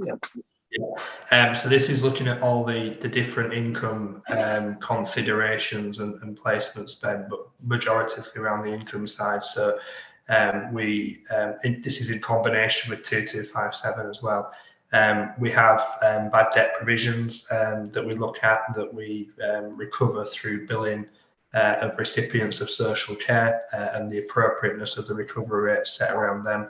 We have Section 117 grants, some of those which obviously paid from an NHS perspective in relation to the share of the costs. So we're becoming increasingly successful at recovering more appropriate amounts of funding to better represent the consumption of the provision that we're providing, that the NHS take a bigger share of. So it's a combination of those two factors that combine to pull up both the 600 and the 300, the 2259 and 2257 together. So it's more of a technical review than it is around increasing charging of individuals or something in that space. Okay, thank you, Ross. I'll take the last two, then I'll have a question because we'll have to move on. Sorry, there was one on sorry. skips as well. There was 2252 about skips, I understand what the saving is, but that's more about just the whether it will actually save money, because it just puts people off, makes them do it the other way. Well, I think note your view, John, but I think I don't think we shared the view that it will put people off. Yeah, thanks. Okay. All right. Last two questions, and then I'll have one as well. But Councillor Block and then Councillor Kamal. Councillor Block first. Thank you, Chair. Yeah, my question is about the council tax increase, which I understand that, with the government settlement, essentially our hands are pretty much tied. They factored that in. However, looking at cost of living going forward, where interest rates going up, so from April we'll probably see mortgage payments going up with the energy prices increase, the national insurance. We know that food prices have gone up a lot, so I think we're going to see more and more people being squeezed, and I think we've got a generous kind of help there for people who really need it. But part of that resilience and looking into the next year, are we factoring in that perhaps many more people will need that help, because things aren't looking very cheery at the moment. I think as Councillor Donnelly said, the kind of combination of Brexit and COVID means that we're kind of in a precarious position, and I don't think the government particularly dealt with it very well. So just so that I just wanted to ask that, have those thoughts been considered properly, and are we factoring in that there might be a lot more people who might need that help with the council tax? Thank you. And Councillor Kamal. Thank you, Chair. My question goes back to the hospital discharge. What are the challenges for that you are facing currently or would face if the person cannot be independent and has to go into care? I mean, do we have enough space in our care homes? And what happens, what it has been happening, and I've seen it for myself, is that somebody could go in for, a perfectly a different condition, then catch COVID and then die, which is quite a sad thing. So the hospitals they have to stay in the hospital because a nursing home or a care home is not available. So, I mean, how are we placed there? I'd just like to know a little bit more if possible. Thank you. If anyone's not able to answer that particular question, I noticed Councillor Dan Crawford has offered to answer that particular last question if necessary. But Councillor Block's question, first of all, want to say that one? Do you want me to start, Councillor Donald? Yes, please. Oh, sorry. I think Steve might be muted at the moment. Steve, you're on mute. You start, Ross. You start.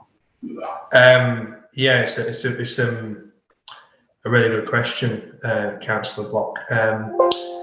So, as you rightly say, we do rely extensively on the council tax reduction scheme to catch those individuals and families that are experiencing financial challenges and vulnerabilities.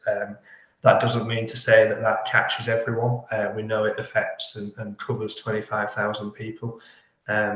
It does provide some form of council tax discount, whether you're in the protected or non-protected group, up to around a level of either £270 a week from an income perspective in the protected group, or a little bit lower than that, £250 per week in the non-protected group.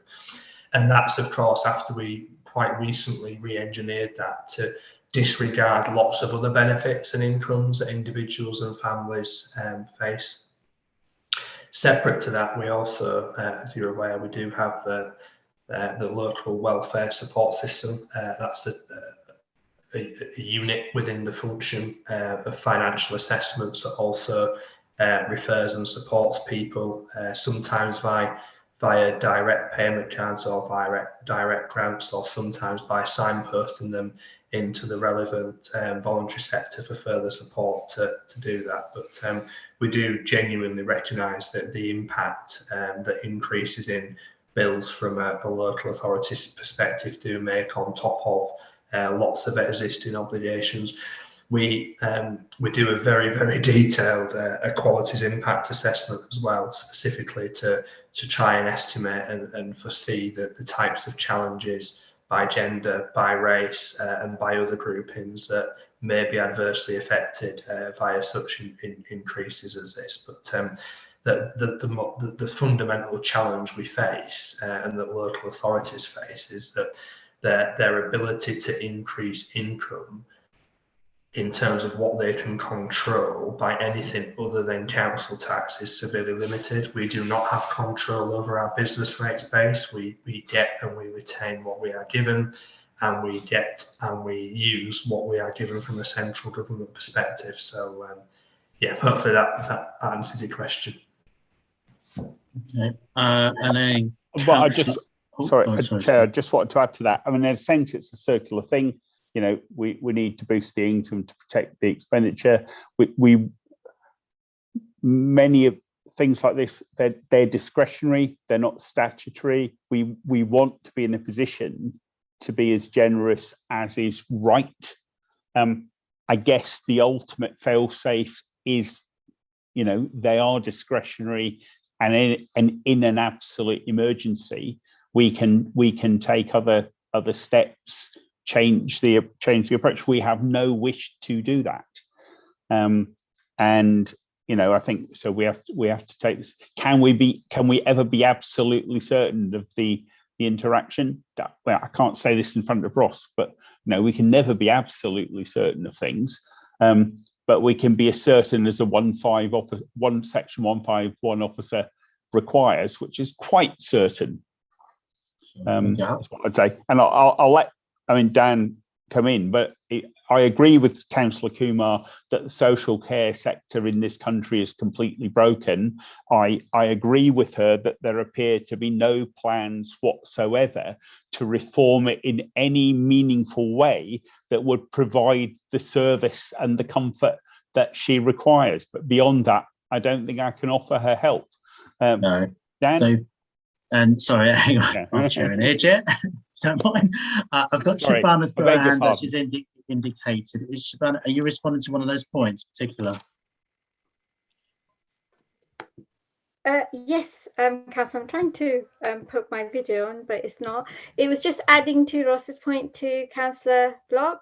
In addition to the support that Ross has kind of highlighted, we also have a discretionary council tax fund to kind of a hardship fund to help those that are still struggling with all the other elements that are kind of funded through, as well as the discretionary housing payment grant to help people who are particularly struggling with rent. So there are various forms of support that the council does offer, but as Councillor Donnelly has said, and as well as Ross has said, there's, you've got to weigh up in terms of what we have to balance our budget, but the level of support does vary, and there is a lot of support that the council does offer. Is just maybe not set out in a way that clearly can kind of be said that within the budget report itself. Thank you, Shabana. And all right, Councillor Brett, last question. Thank you. So it's kind of in relation to Councillor Block and a couple of other things that have been said around, there's support funds, there's different types of kind of pockets of money that will help people who are going to suffer from this. I think, there are going to be, every year, there are going to be people that kind of are within that category. And I think, Ross, you mentioned about people that potentially might fall through the cracks. And I think there's kind of twofold thing from a question and kind of recommendation, which is just around the communication side of things. I think that we need to really be quite clear and indicate to people that if they do need help, here is where they get it from. And then the other kind of question I'm asking as well is that, does the council have flexibility to kind of put resources behind this? So, for example, rather than, potentially only having like one officer that deals with all of these issues, that we have some kind of flexibility, and that would be my recommendation as well, is that we have somebody else there that can also support with this, because I suspect, particularly this year, that kind of level of support that people are going to need is probably going to go up quite significantly. So yeah, it would just be interesting to find that out. Thank you. Thank you. Before you answer those questions, I know Councillor Crawford just want to make a comment about delayed transfers of care. Do you want to speak now? I'm not sure that the video adds anything to what I'm about to say, so I'm sorry for frightening you all. But I did just want to address a couple of those points that Councillor Kumar has made with the current North West London position with regards to people who are going in and out of hospital and then perhaps on into care homes by virtue of having serious injuries or having COVID. So North West London NHS has added about £5 million into their budget to facilitate greater flexibility in terms of delayed transfers of care. We've also upgraded our purchasing system and commissioning system for expediting that. But you're absolutely right to say that there are still issues. It's something that we're working very hard on with Kerry Stevens, the Director of Adult and Social Care at the Council, and with North West London as well. There's a broader point that Councillor Donnelly has already made about the state of social care, but we are trying to deliver localised improvements through better working relationships and triaging between Ealing Council, our social services and the local hospitals, because of course a lot of people will go, for instance, to hospitals in Hampstead and Fulham, like Charing Cross, rather than Ealing, depending on where they are in the borough. So it's not always as simple as just having that liaison between the council and our local hospital. It has to be wider than that, given where people will end up receiving their care. But it's absolutely on our radar and will continue to be for the health panel going forward. I just wanted to add that. Thank you, Chair. No, thank you, Daniel. For those who are watching and don't know, Councillor Dan Crawford is chair of our health scrutiny panel. So the first question we had was, sorry, it's a Brett's question. Who wants to take that one? Was that Councillor Brett's question? Apologies. Yeah. That's the question, Councillor Brett. So, yeah, I think signposting and communications is a really interesting point. On the back of the council tax bills, we do set out at the top of them the available types of support. We encourage people where they feel they may be entitled to benefit to contact us to see if they are eligible for council tax reduction or council tax support. We also try and signpost to other support networks on there, such as Step Change, which we work closely with the Financial Advisory Service. More generally, we do quite a lot of communications at this time of year, shouting very positively about the types of supports that we do. I do think the suggestion around having a single repository or a single point where people can turn to that sets out the extensive support that the council offers, not just from a single channel perspective in terms of either council tax or CTS, is actually a very sensible suggestion. For those of you that have navigated our website, it can be quite challenging to use at times to try and gain all that information. Shabana rightly added on top of my response about the types of support that are available, and that just highlights the extent of them. But being able to access them in a single place where you can refer casework into is actually a really interesting challenge that you put back to us. So yeah, I think we can look into that, certainly from an officer perspective.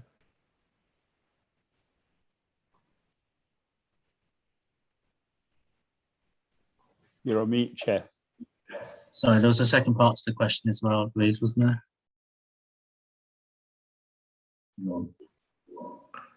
It was more around the communication and then also resource. So I think Ross has kind of more or less answered it, and just around, you know, whether we have resource, not just from website perspective, but also staffing levels, and whether there's some flexibility in there, because I genuinely think that the volume of inquiries about that is going to go up quite significantly.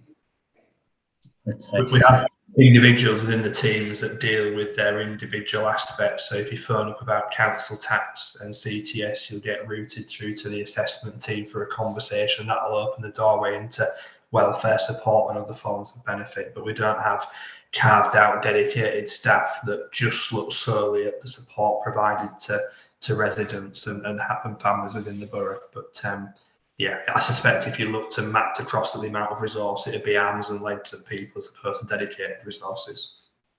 Thank you. I've got last question as well, Councillor Anand. And sorry, Simon Woodworth as well.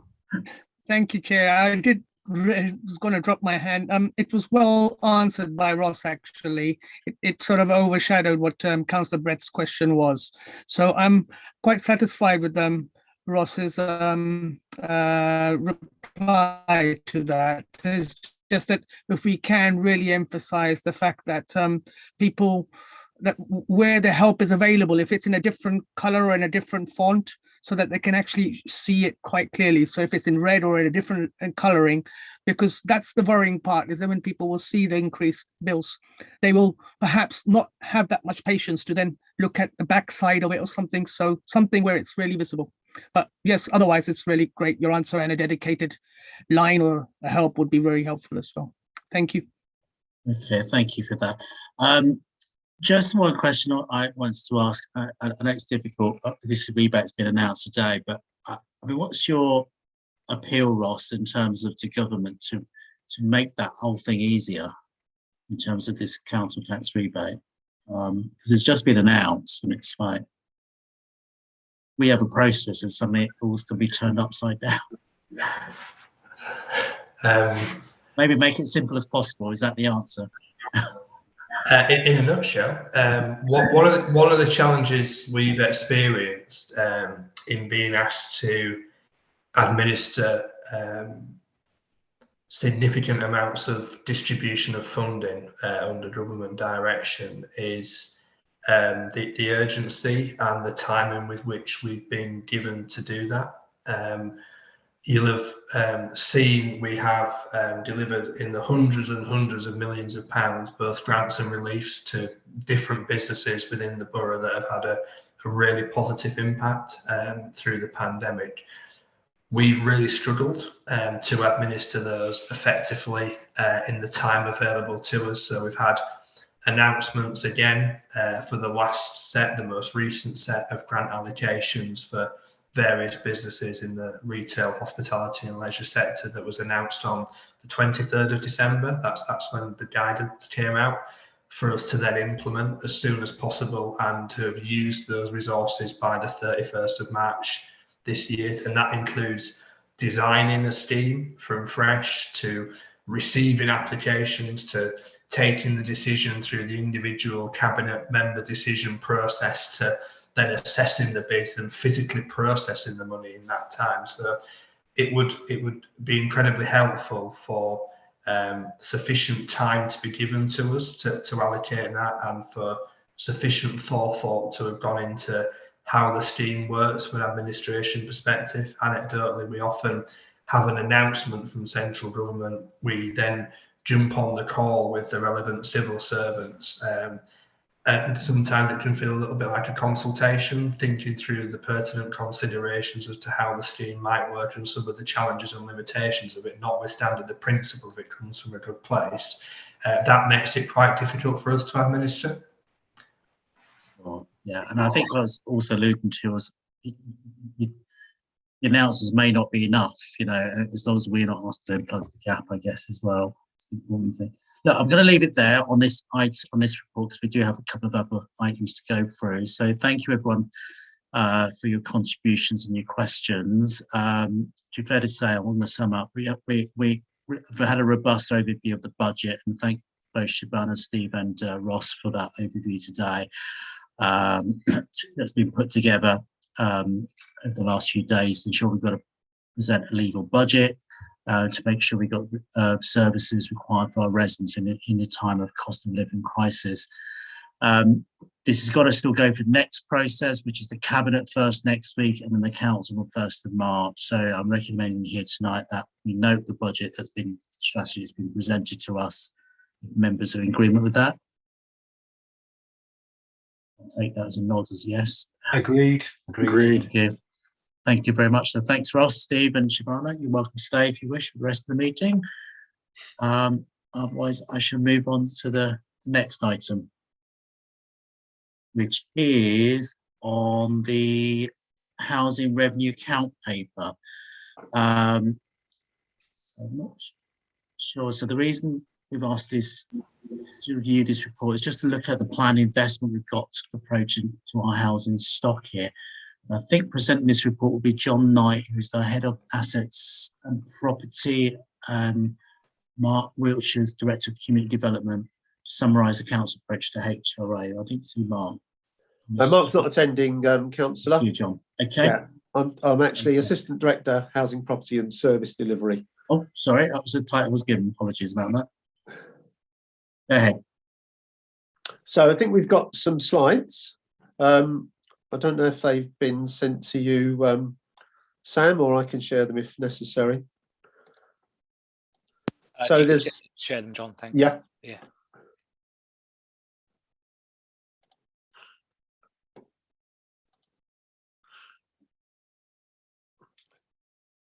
Is that working?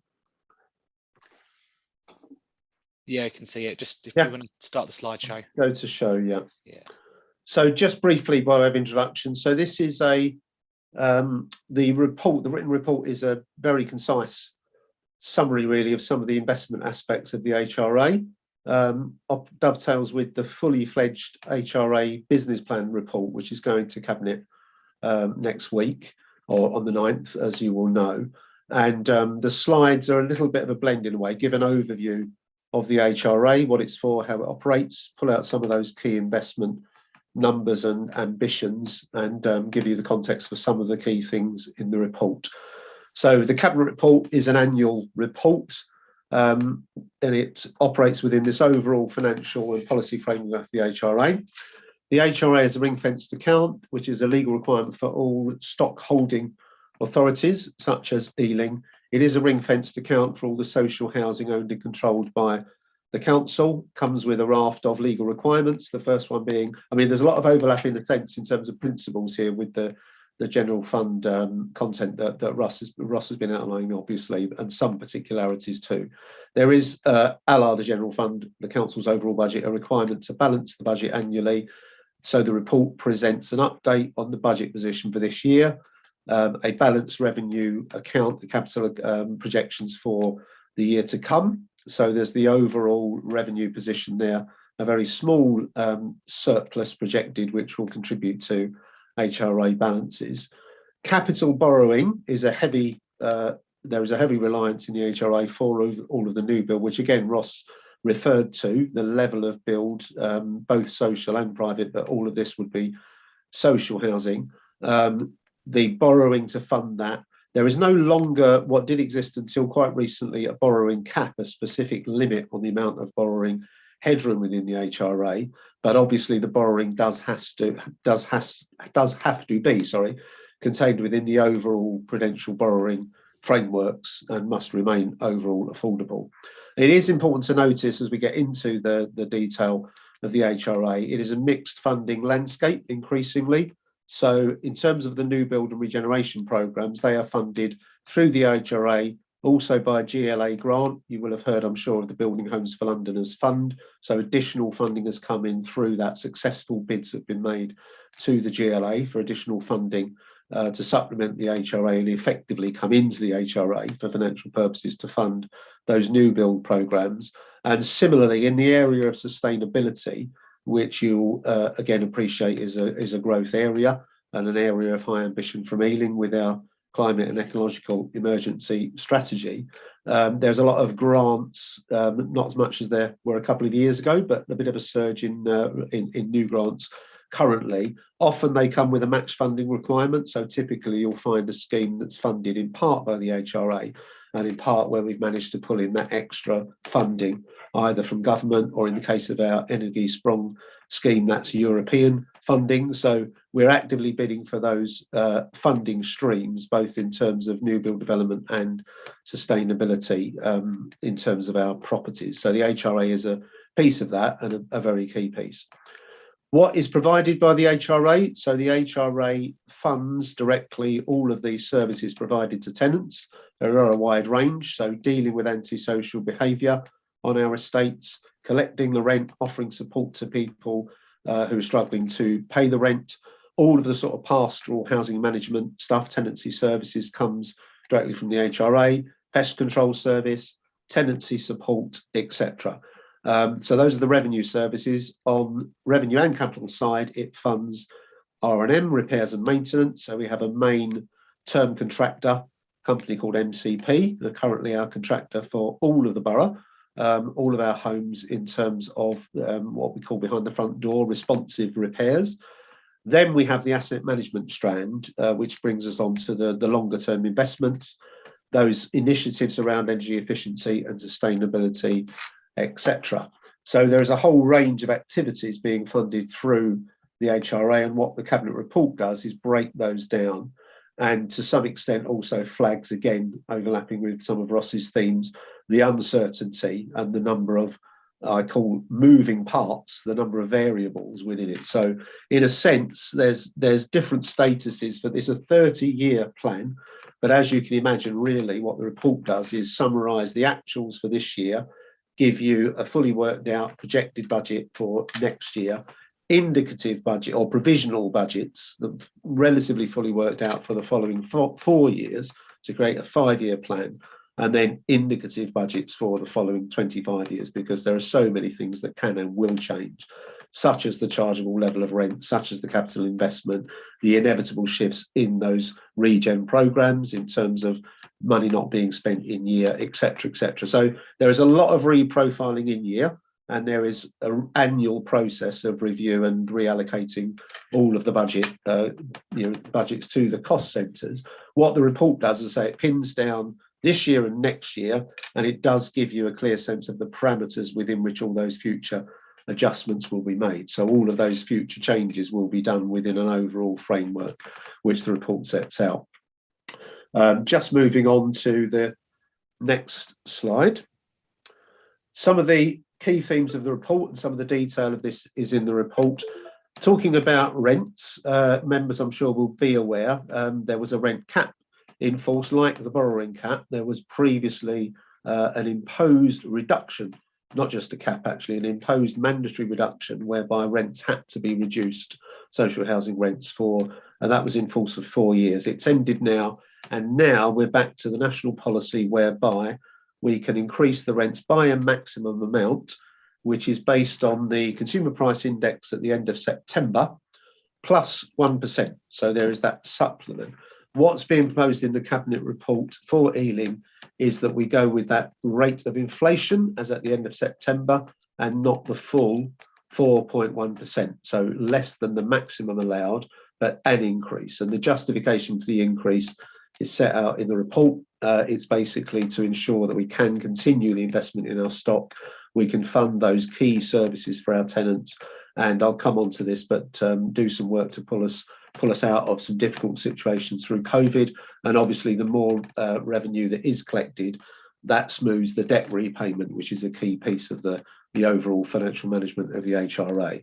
So to balance that, if you like, a mitigation to that, we can increase the support offered to tenants for debt management, income maximisation and budgeting. So those tenants who will be hit by the increase, and again, we're fully aware in terms of their profile of our tenants, they will tend towards being the low income and vulnerable households within the borough. And like everybody else, they are facing those specific increases in their cost of living. So the proposal is that rather than impose the maximum allowed, we impose a lesser amount, but we do need that money in our submission, both to manage the resilience of the HRA and to fund very specific things which we're ambitious to do over the next 5 years in our properties. We've increased the provision for any bad debt that results from that, but there's plenty of support, as I said, for people to try and ensure that they do pay their rent, but that support has to be quite intensive. And a statistic that always interests me is what proportion of the rent is met through benefits, how much of the rent directly comes from people's entitlement to housing benefit, and now the housing element of universal credit. That figure is on a reducing trend because increasingly people are combining work and benefits. That figure would have been, I would say, 80 to 85% not many years ago. It's only around 43%. It's less than 53%. Levels to the 50%, sorry, of the rent roll is directly credited through benefits. So there is that need to support people who are in that intermediate group. The HRA funds the standard business as usual services like floating support for our tenants, the care line service, which is telecare and equipment for people, sheltered housing residents and other residents, enabling them to remain in their homes. So a call centre operation and installations, etc., operating out of Percival House for that vulnerable group. A range of targeted energy efficiency works to reduce fuel costs and to increase sustainability. I've mentioned Energy Sprong. We're also doing an insulation project with a company called Warm Works, who have identified around 80 properties where they will be able to do a range of different installations, cavity wall, loft insulation. Again, mixed funding, part HRA, part external grant. The money will go to increase visible patrolling and policing in local neighbourhoods. And we have a nicer neighbourhoods fund, which we're very much promoting through the newsletter and other comms. So this is a bit of, if you like, localism. It's £1 million a year allocated from within the overall capital budget envelope. And the model is that residents themselves, tenants and leaseholders, can put forward improvements to their areas.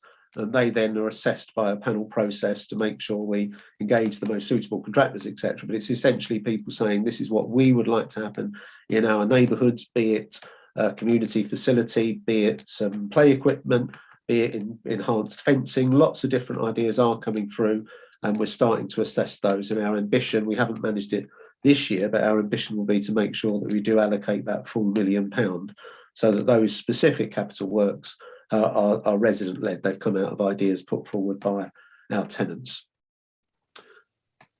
So last slide, just to summarise some of the investment patterns that you can see clearly in the detailed report, both the report tonight and certainly the full cabinet report. The investment in current stock is very important, and over 5 years there's circa £65 million allocated to that, and that is to continue tackling a backlog of depreciation and issues that we do have. There are issues of damp and mould, for example. There are issues with the resilience of our properties in terms of roofs, windows, etc., and a range of things that need to be done, and certainly to drive up our compliance with the decent home standard. So a lot of activity this year has been to appoint new contractors.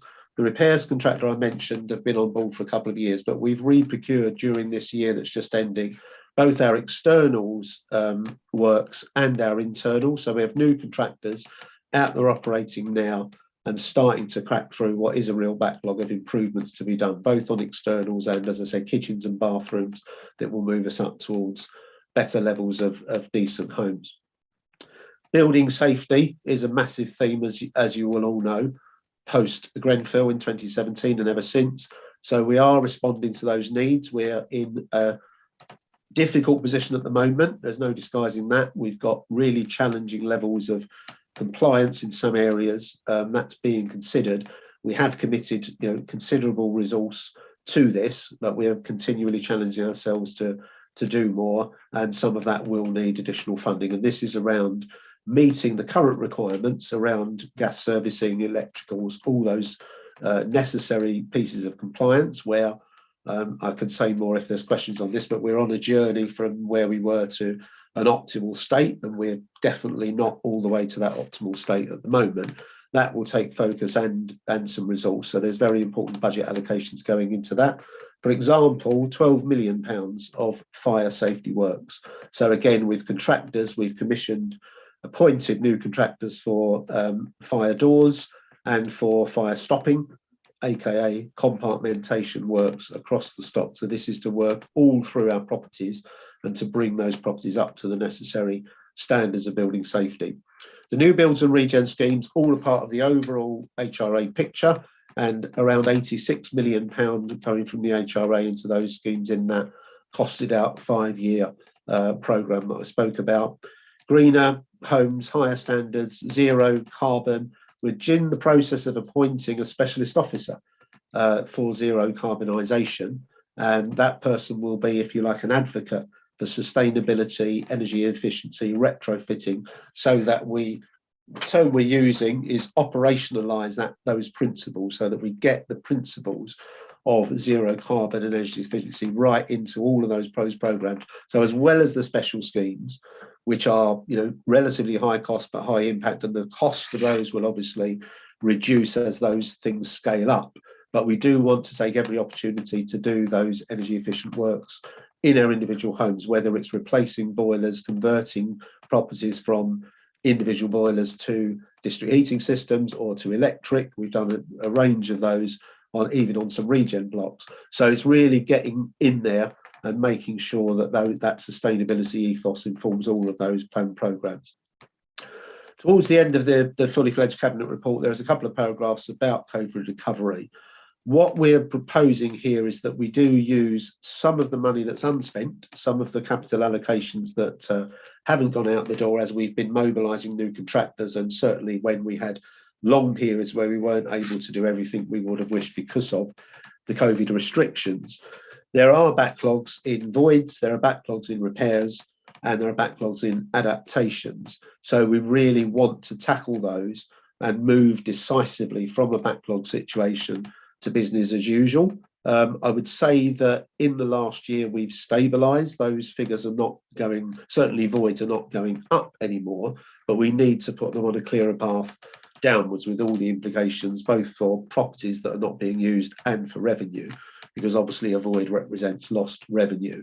Similarly with repairs, we've got have had our backs to the wall. We're working with the contractor that I mentioned and other contractors to address this. But realistically, as we've pulled together all the data and all the information, we can see that we've got really accumulated issues. We do want to decisively move away. So we will be working urgently on some proposals. The principle is outlined in the Cabinet report, but not yet the detail, where we want to spend some money that we can capitalise and bring in additional contractors and or our own staff to, as I said, crack through those backlogs and move to a position where the current service structure can operate. Because at the moment, frankly, we are just too much on the back foot in pulling ourselves out of a legacy position. We need to move forward, and we do believe we need and can justify additional staffing resources in the short term to get us there. And lastly, continuing improvement to recycling, waste collection. We're in partnership with Greener Ealing, who again were mentioned earlier. So we now have a proper SLA with Greener Ealing, for example, to maintain our playgrounds, and we're working with them on ideas around greater synergies.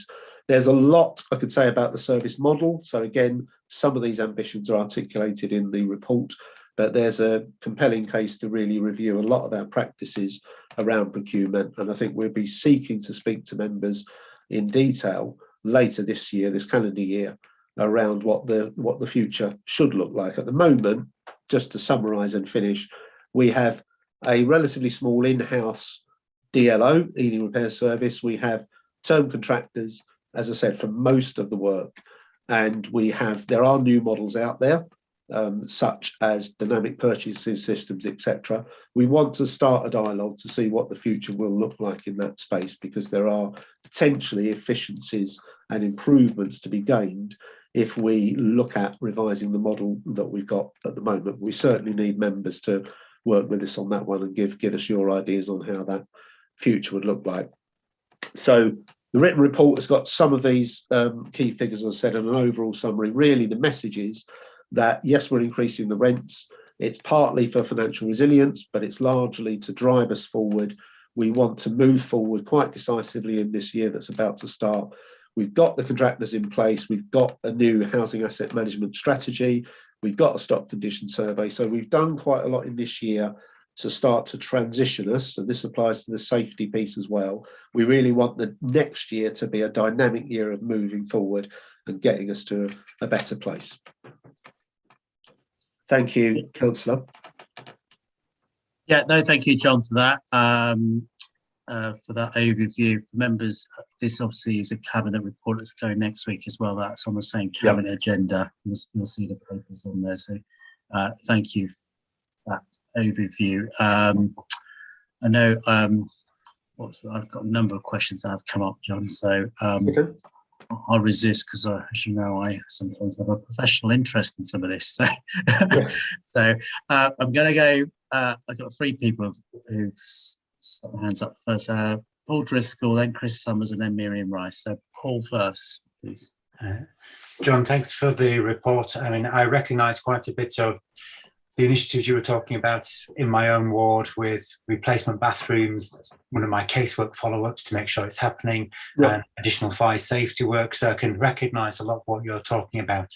On the sort of, and it's good to see the the investment in energy conservation or reduction in energy use.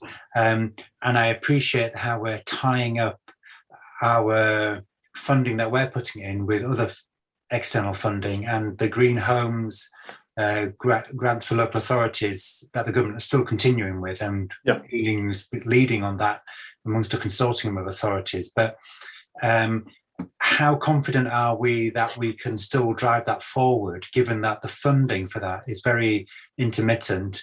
It comes and goes, and there's no long-term year-on-year funding. It seems to be very piecemeal. So do we have to plough our own furrow in this, or are we going to be reliant on waiting for partner funding so that we can marry up our funding with others to be a partnership and draw in funding? How are we going to do that going forward to keep on with this track? Because I know some building, properties in my ward, shocking insulation, shocking construction, and it's a matter of fact how they were constructed initially at the time. So they desperately need insulation to get a better standard of and quality of life. Thank you. Shall I answer, Chair, or do you want me to listen to we'll take him in threes then. Okay, so Chris was next. Yeah, I hope you can hear me above my washing machine. I can, Councillor. Firstly, I welcome the proposed, improvements to recycling and waste in estates. The Isolate Manor estate in my ward, Northolt, was regenerated a few years ago, not many years ago, but they forgot the rubbish and recycling element, and people there don't really have much facilities recycling. I understand that that is one of the estates that's going to be included in this, and it's very welcome. Two other things. Firstly, the nicer neighbourhoods.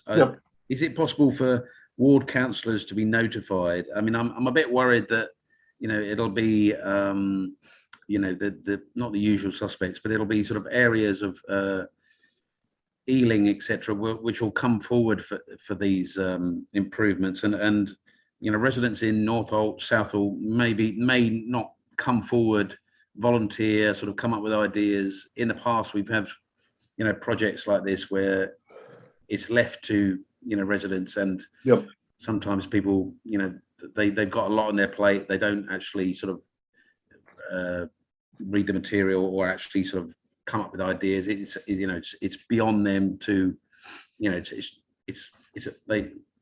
it's too much work. I don't know what can be done. Whether it's a great idea though. And the other thing, the final thing is energy efficiency and sustainability.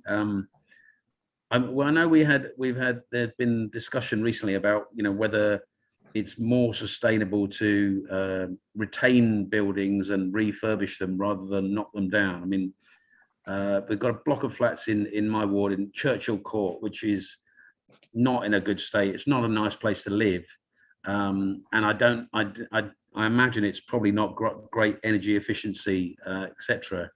But are the plans to do you think you'll be able to retrofit and refurbish buildings, towers like that, or other older blocks, or do they still need to be sort of demolished and rebuilt like other like states like Rectory Park, etc.? Okay, John, it's quite a few questions there, so you want to answer those two councillors before I bring the other two people in. Okay, so Councillor Driscoll, thank you. Good to hear that you're sort of tracking some of this and it's actually happening in your ward. That's certainly what we want to hear, those internals and the fire safety contracts that I spoke about, compartmentation specifically.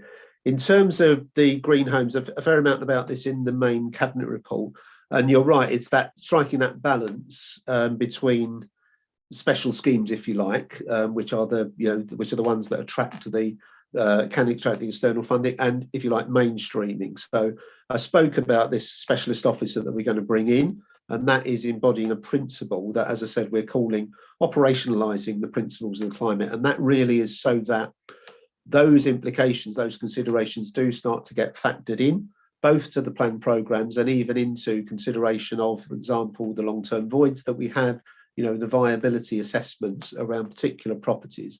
Where are the opportunities? We've started to, require it in our procurement. Some of this is fairly embryonic, but my vision is that increasingly when we go out to the market, we say, if you want to do our emergency lighting, you must always provide low energy light bulbs. We want to see that your supply chain is as local as possible and as sustainable as possible. What powers your fleet? What do you use? What materials are you using? So the whole principle of sustainability gets in there. And then we do have, tough decisions to make block by block and property by property, because obviously as the report makes very clear, we're operating within, financial parameters, and we do need to assess the cost effectiveness. But in summary, I think there's a role for both. Councillor Driscoll will certainly be trying, as I said, we'll keep bidding for those funds, that external funding, and most of the ones we've got at the moment, we're making sure that we put in an appropriate amount from the HRA, and the other challenge then is to deliver it, to make sure that the funding doesn't get grabbed back or we don't overrun in terms of cost and time. Always a challenge, but really the vision is that wherever possible we bring in that external funding, but we do press ahead, perhaps with less splashy, showy practices, but we do press ahead with the practices that can make our stock more energy efficient over time. In terms of Councillor Summers, again, very, your awareness, very good to hear. The issue with recycling waste, as I said, it's very much a partnership approach with Greener Ealing, but I'm meeting regularly now with Greener Ealing's MD, so I'll certainly put that specific issue on the agenda for our next discussion. Again, in terms of the nicer neighbourhoods, yes, in summary, I share your concern. So looking at the process a few months ago now, it did feel quite bureaucratic. It felt quite cumbersome and quite a lot of requirement for residents to fill in forms and so on. And as you say, to sort of be, as it were, pre-networked and to know their way through. So we've tried to simplify the process. Obviously, we can only go so far because it must be ideas generated by tenants. That's the ethos.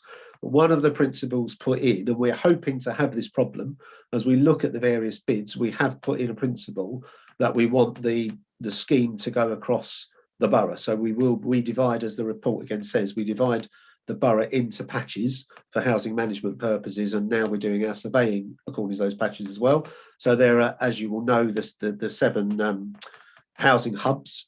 So each of those, we should be looking to get a ratio, getting ideas from those. If there is an issue, and I'll pick this up, the specific issue, if you like, if it's not too grandiose in term capacity building, help residents in certain areas to understand how to put things forward. I mean, I think, again, this is something we can drop in, not just to have dedicated meetings, but we can ask our stakeholder groups, the Leasehold Association, the residents associations, CASH, the Sheltered Housing Forum. What we're doing, we've done this with building safety, is to go around that circuit and do presentations and say, look, this scheme exists. If you need help to understand it and put your ideas forward, that help is available. So we have quite a small resident engagement team, but I will say they are very committed and have lots of expertise and have great skills in terms of building rapport. So I'll note that as a specific, I think you said Northolt and Southall, so a specific eye on what if anything is coming from there, and if we do need to prime people's awareness of the fund in those particular areas. In terms of Churchill Court, I mean, all of these decisions are, I would say, pretty much made at this stage across a lot of the borough. So as you will know, there's viability assessments in the whole regen piece. Ealing is committed as part of the new homes to the demolition of quite a lot of homes. Where we're again trying to reach the right sweet spot is that where we've got buildings due for demolition, but not due for demolition soon, very soon, again, we need to balance the right level. So there's no question we must maintain the compliance, we must do responsive repairs. We won't do the planned programs. As a general rule, we won't be going in to upgrade buildings that we know are going to be knocked down in 2-3 years. But there's that middle ground where we could do some replacement works and some upgrading, and certainly the energy efficiency. Do need to assess it, as I said, block by block almost. But where it does make sense, where we're tackling a particular risk or property lends itself to a particular initiative, yes, but it's a factor. What I'm getting at is it's one of the variables. It's a factor. The lifetime of that building has to be a factor into how much investment goes in. If you take golf links, Sheringham Tower is going to stand. That is not going to be demolished. So we know that that is going to have ongoing investment. Most of the blocks around it are coming down. So we need to judge the right level of investment. We've come up with a new term, transitional buildings. If we think of those buildings, they're occupied now, they will be moving towards demolition. There are various stages in that. And we're doing a whole piece of work to judge exactly what services and investment should go into them at each stage. But, those decisions are made by Cabinet, as you will know. The proposals come from Broadway Living through Cabinet, and the actual decisions around alternate demolition not a part of the HRA business planning process, because it picks up the decisions made scheme by scheme as part of the overall regen programme. Again, for example, there's a paper going to Cabinet on the same night as this HRA report asking for additional investment, approval for additional investment in golf links. So that's one of the moving parts I spoke about. The minute you've set the budget, another tranche of funding comes in and a change happens and you have to re-profile everything. But where that happens, we adjust the budget, we adjust the borrowing requirements. And again, we try and make sure, and overall, the overarching theme is striking the right balance between that provision of new homes and investment in the stock that will be remaining, and the right level of investment in the properties that are neither here for a very long time or new, but are in that middle ground. So what you don't want to end up with just the finish is a kind of two-tier feel of the borough, where all the new housing gets all of the investment and the remaining stock kind of is left to. Okay, thank you, John. That's okay. Just appeal to members, let's not ask questions directly relevant to our ward. I know we have an interest in that sense, but that'd be helpful. Mary, sorry, I want to say, yeah, I do back up what John said about the resident engagement team. Small but very good. So Miriam and then John Ball, and then I want to move this on. Thank you, Chair. I think some of my questions really does actually cover some that's already been covered already. It's just interesting about the Nice Neighbourhoods Fund. If there's 1 million there, I mean, I do get the feeling I could probably find a way of spending that right locally in my own ward. So that could be quite straightforward if you're worried about hitting that target. I think the one thing I'm really interested in is the targeted energy efficiency that's already been talked a bit about. I mean, I'm very worried about the increasing in cost of energy. Yeah. And power, and how that's, I mean, I'm just worried about how it's affecting our businesses, how it's affecting our schools, and what the outcome is of that. But obviously I'm ultimately interested in how it's affecting our tenants, and not on a kind of domestic basis. Just one thing that really occurs to me is if it is at all possible to kind of really push forward with the agenda, excuse me, insulating homes, and ensuring that we do make sure that homes are actually able to withstand the cold, as well as the climate change and everything else that's going on, make sure that our homes are secure for that. I know we're talking about the fact that this involves funding, and this can be a little bit kind of more sporadic, how we get the funding into that. But I'm just wondering what could be done in order to accelerate the whole process. I mean, we're talking about with COVID recovery, if there are resources left over, talking about maybe repairs. Now, I'm very concerned about, excuse me, I'm very concerned about the fact that we do have a lot of repairs need to be done to housing. But I do wonder if how much of that is really to do with money, or how much of it is just the fact that we're just behind because we haven't been able to send builders out into homes to do. Yeah. So I'm just thinking in terms of, is it possible that the extra from the COVID recovery, could that perhaps be put in towards actually insulating our homes and making sure they are ready to withstand cold weather, because that would actually be an incredible benefit to our residents who are suffering under these financial circumstances. Yep. And so that we don't have to look after them if they're not suffering quite so badly, in terms of trying to ensure that they actually live decent lives. And also when it comes to healthcare, I mean, we could save money there, because if people actually are kept warm within their homes, there's less likely to suffer health problems. And of course, there's again, as I say, we don't necessarily have to have quite as many issues when it comes to looking after people who are actually going to end up in very hard times. So it might actually be a very good overall investment. Thank you, Miriam. And John Ball. Thank you, Chair. How much of how sensitive is the HRA budget to increases in interest rates going forward? Because it's mentioned in the risk management section, but I wondered, how big a problem is it if there is a significant increase in interest rates, and affecting our borrowing in the future? Thank you. Shall I go, Councillor Taylor? Yeah. So, Councillor Rice, thanks again for your enthusiasm for the fund. I feel I must remind you of what I've already said. We're going to distribute it across the borough, so we don't need £1 million worth from your good self. But please do encourage your residents to come forward with their ideas for that. In terms of your wider point in insulation, I mean, absolutely. And it's interesting in terms of the ring fence, because what you started to articulate towards the end for me was some of the wider benefits. Now, it is a ring fence budget, so you can't, as it were, justify, or you can't show a benefit. You can articulate the benefits elsewhere, but you can't, as it were, spend more than you've got, because it will reduce, let's say, health costs. That's certainly the case. The more we invest in properties and make them warm and safe, we know that the cost of various things out with that will reduce, but we do have to operate within this envelope. The COVID recovery, I mean, you're quite right to put the challenge. We haven't yet costed this up fully. I would say, as a kind of note of caution, these challenges are significant. So we're going to be asking for relatively large sums to go into this. And really, we will be doing that, I would say, initially as a ring fence within the ring fence. So we'll be looking for the right sum that, if we allocate it internally and externally to contractors, we can clear down those backlogs and get on a better footing. But that in itself, that will free up some admin costs and process costs, etc. I think, in a sense, I'm echoing back to what I said to Councillor Summers, and apology for that, but in terms of all that rolling out of the green initiatives, it is striking that balance. So we have a built-in, rock hard capital allocation.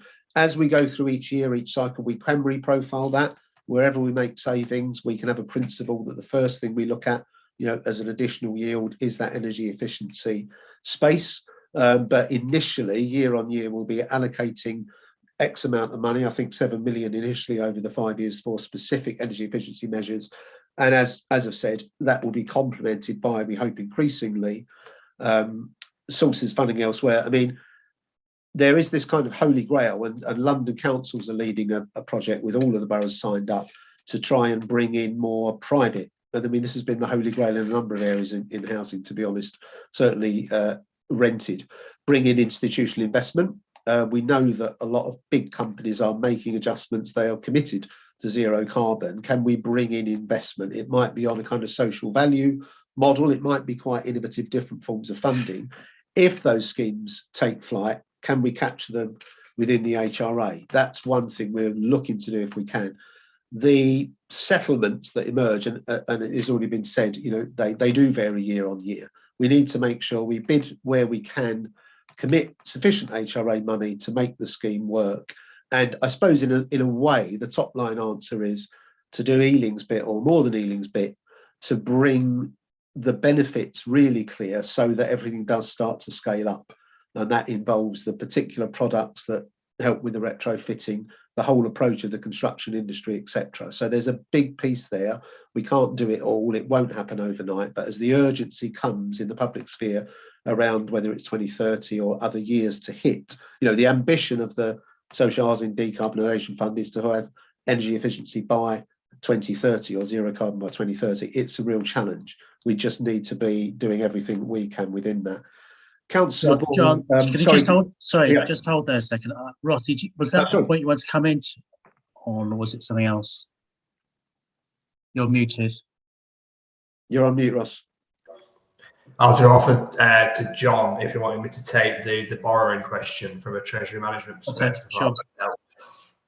Okay, thanks, Ross. I mean, my understanding is a lot of it's Public Work Loans Board, so it's not automatic that the rate will go up in the same way as the general interest rate. And I was going to say, before I hand over to Ross, we certainly are subject to all of the wider economic pressures.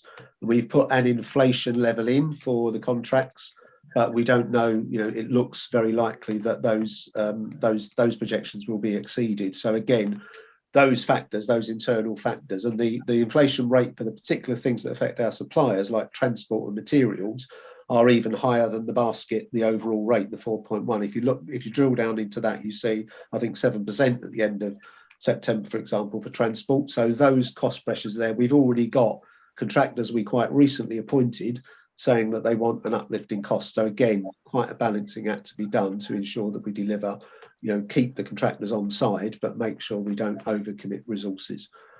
Sorry, Ross.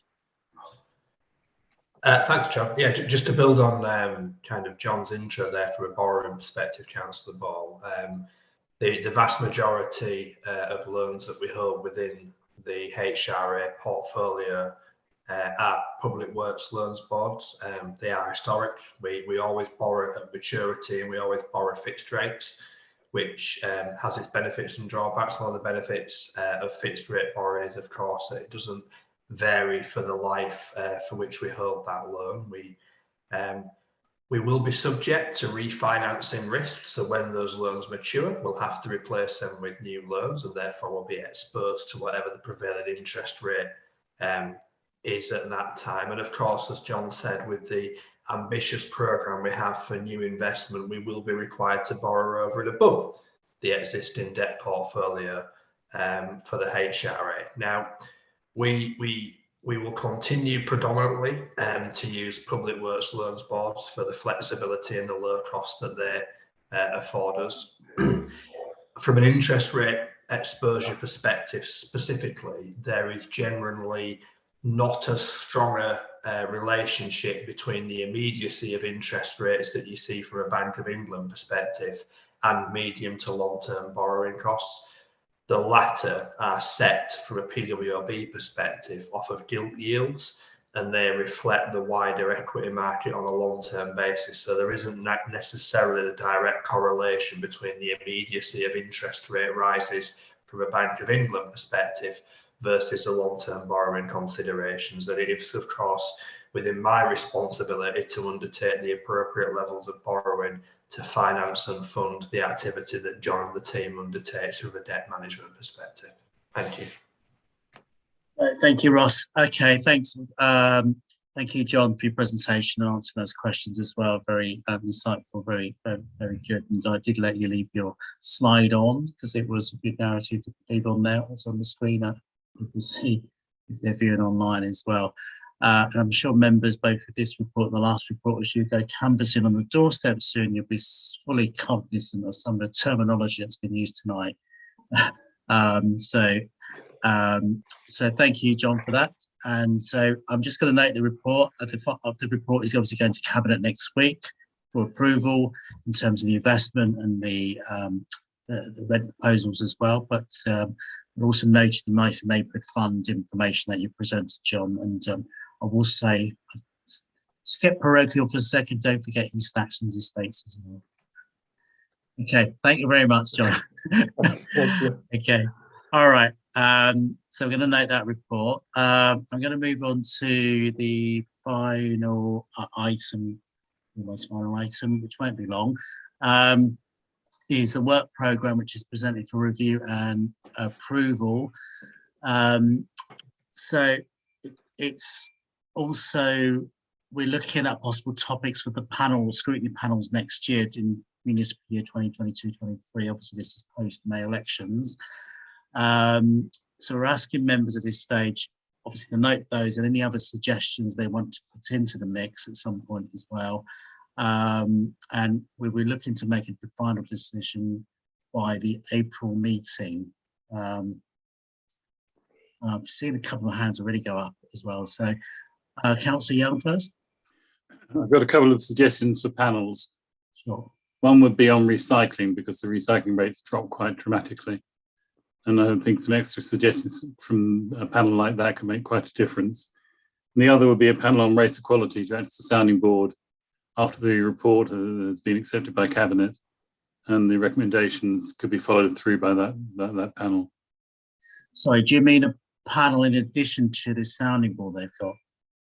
Sorry, say again? So you're talking about a scrutiny panel throughout the course of next year? Yes.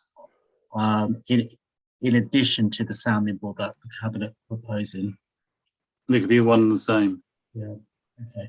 I mean, I know last time in the meeting we had, we did talk about having an update come to OSC as well, but it's an important one. That's fair enough. Councillor Driscoll? I think something on like local economy, how we revitalise jobs market and the opportunity there for working locally. That would be helpful to have, I think. Okay. And then Councillor Rice. Oh, thank you, Chair. I'm not sure if I myself and Councillor Driscoll are thinking the same thoughts there. Two great minds think alike. But in terms of the fact that we are supposed to be looking at creating jobs, it is important to have something that looks at the economy and how we do actually create jobs and what we can actually achieve. I know that's very much something that's to do with central government, what you can do overall in the economy, but what can we do locally? But one important factor that we can introduce into the mix would be the High Streets Task Force and the work that's going on there. I mean, there's so much involved in that, and it's not just a case of the jobs as such. I mean, there are other things in terms of the community and how we make our area more appealing for businesses to come in, and it also helps look at other items such as active travel, because of course you need to get customers in, you need to get staff in, you need decent transport links as well. So it's actually quite all-encompassing. Thank you. Councillor Block as well. Thanks, Chair. Yeah, just really quickly, I think one of my big concerns is obviously education and children and students. I think we had lockdown after lockdown, and even now, we're told COVID is over. We've had hundreds of deaths a day, and particularly I know in my local schools, lots of children out, lots of staff are out, and what that long-term impact is going to have for our children and our young people. Okay.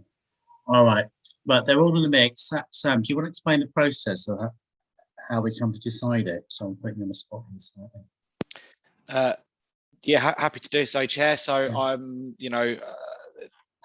Nominations are open, continue to be open. So, even if you have suggestions that you don't raise at this meeting, just send them in to myself and the Chair. We will come up with a long list. We will take that long list to the Council's SLT, or Strategic Leadership Team, so they can sort of give some input on it. That's not for them to necessarily block things, but to actually be helpful, to sort of steer us in certain directions we may not have thought about, to sort of bring in other work that we might not be aware about, to sort of join the dots up. And then eventually there will probably be some discussion between the political groups at the council as well, behind the scenes, to sort of narrow down exactly the final topics, and then we will be at a point where the Overview and Scrutiny Committee can take a final decision in April, a formal decision to say these are what the topics are going to be for the panels for next year.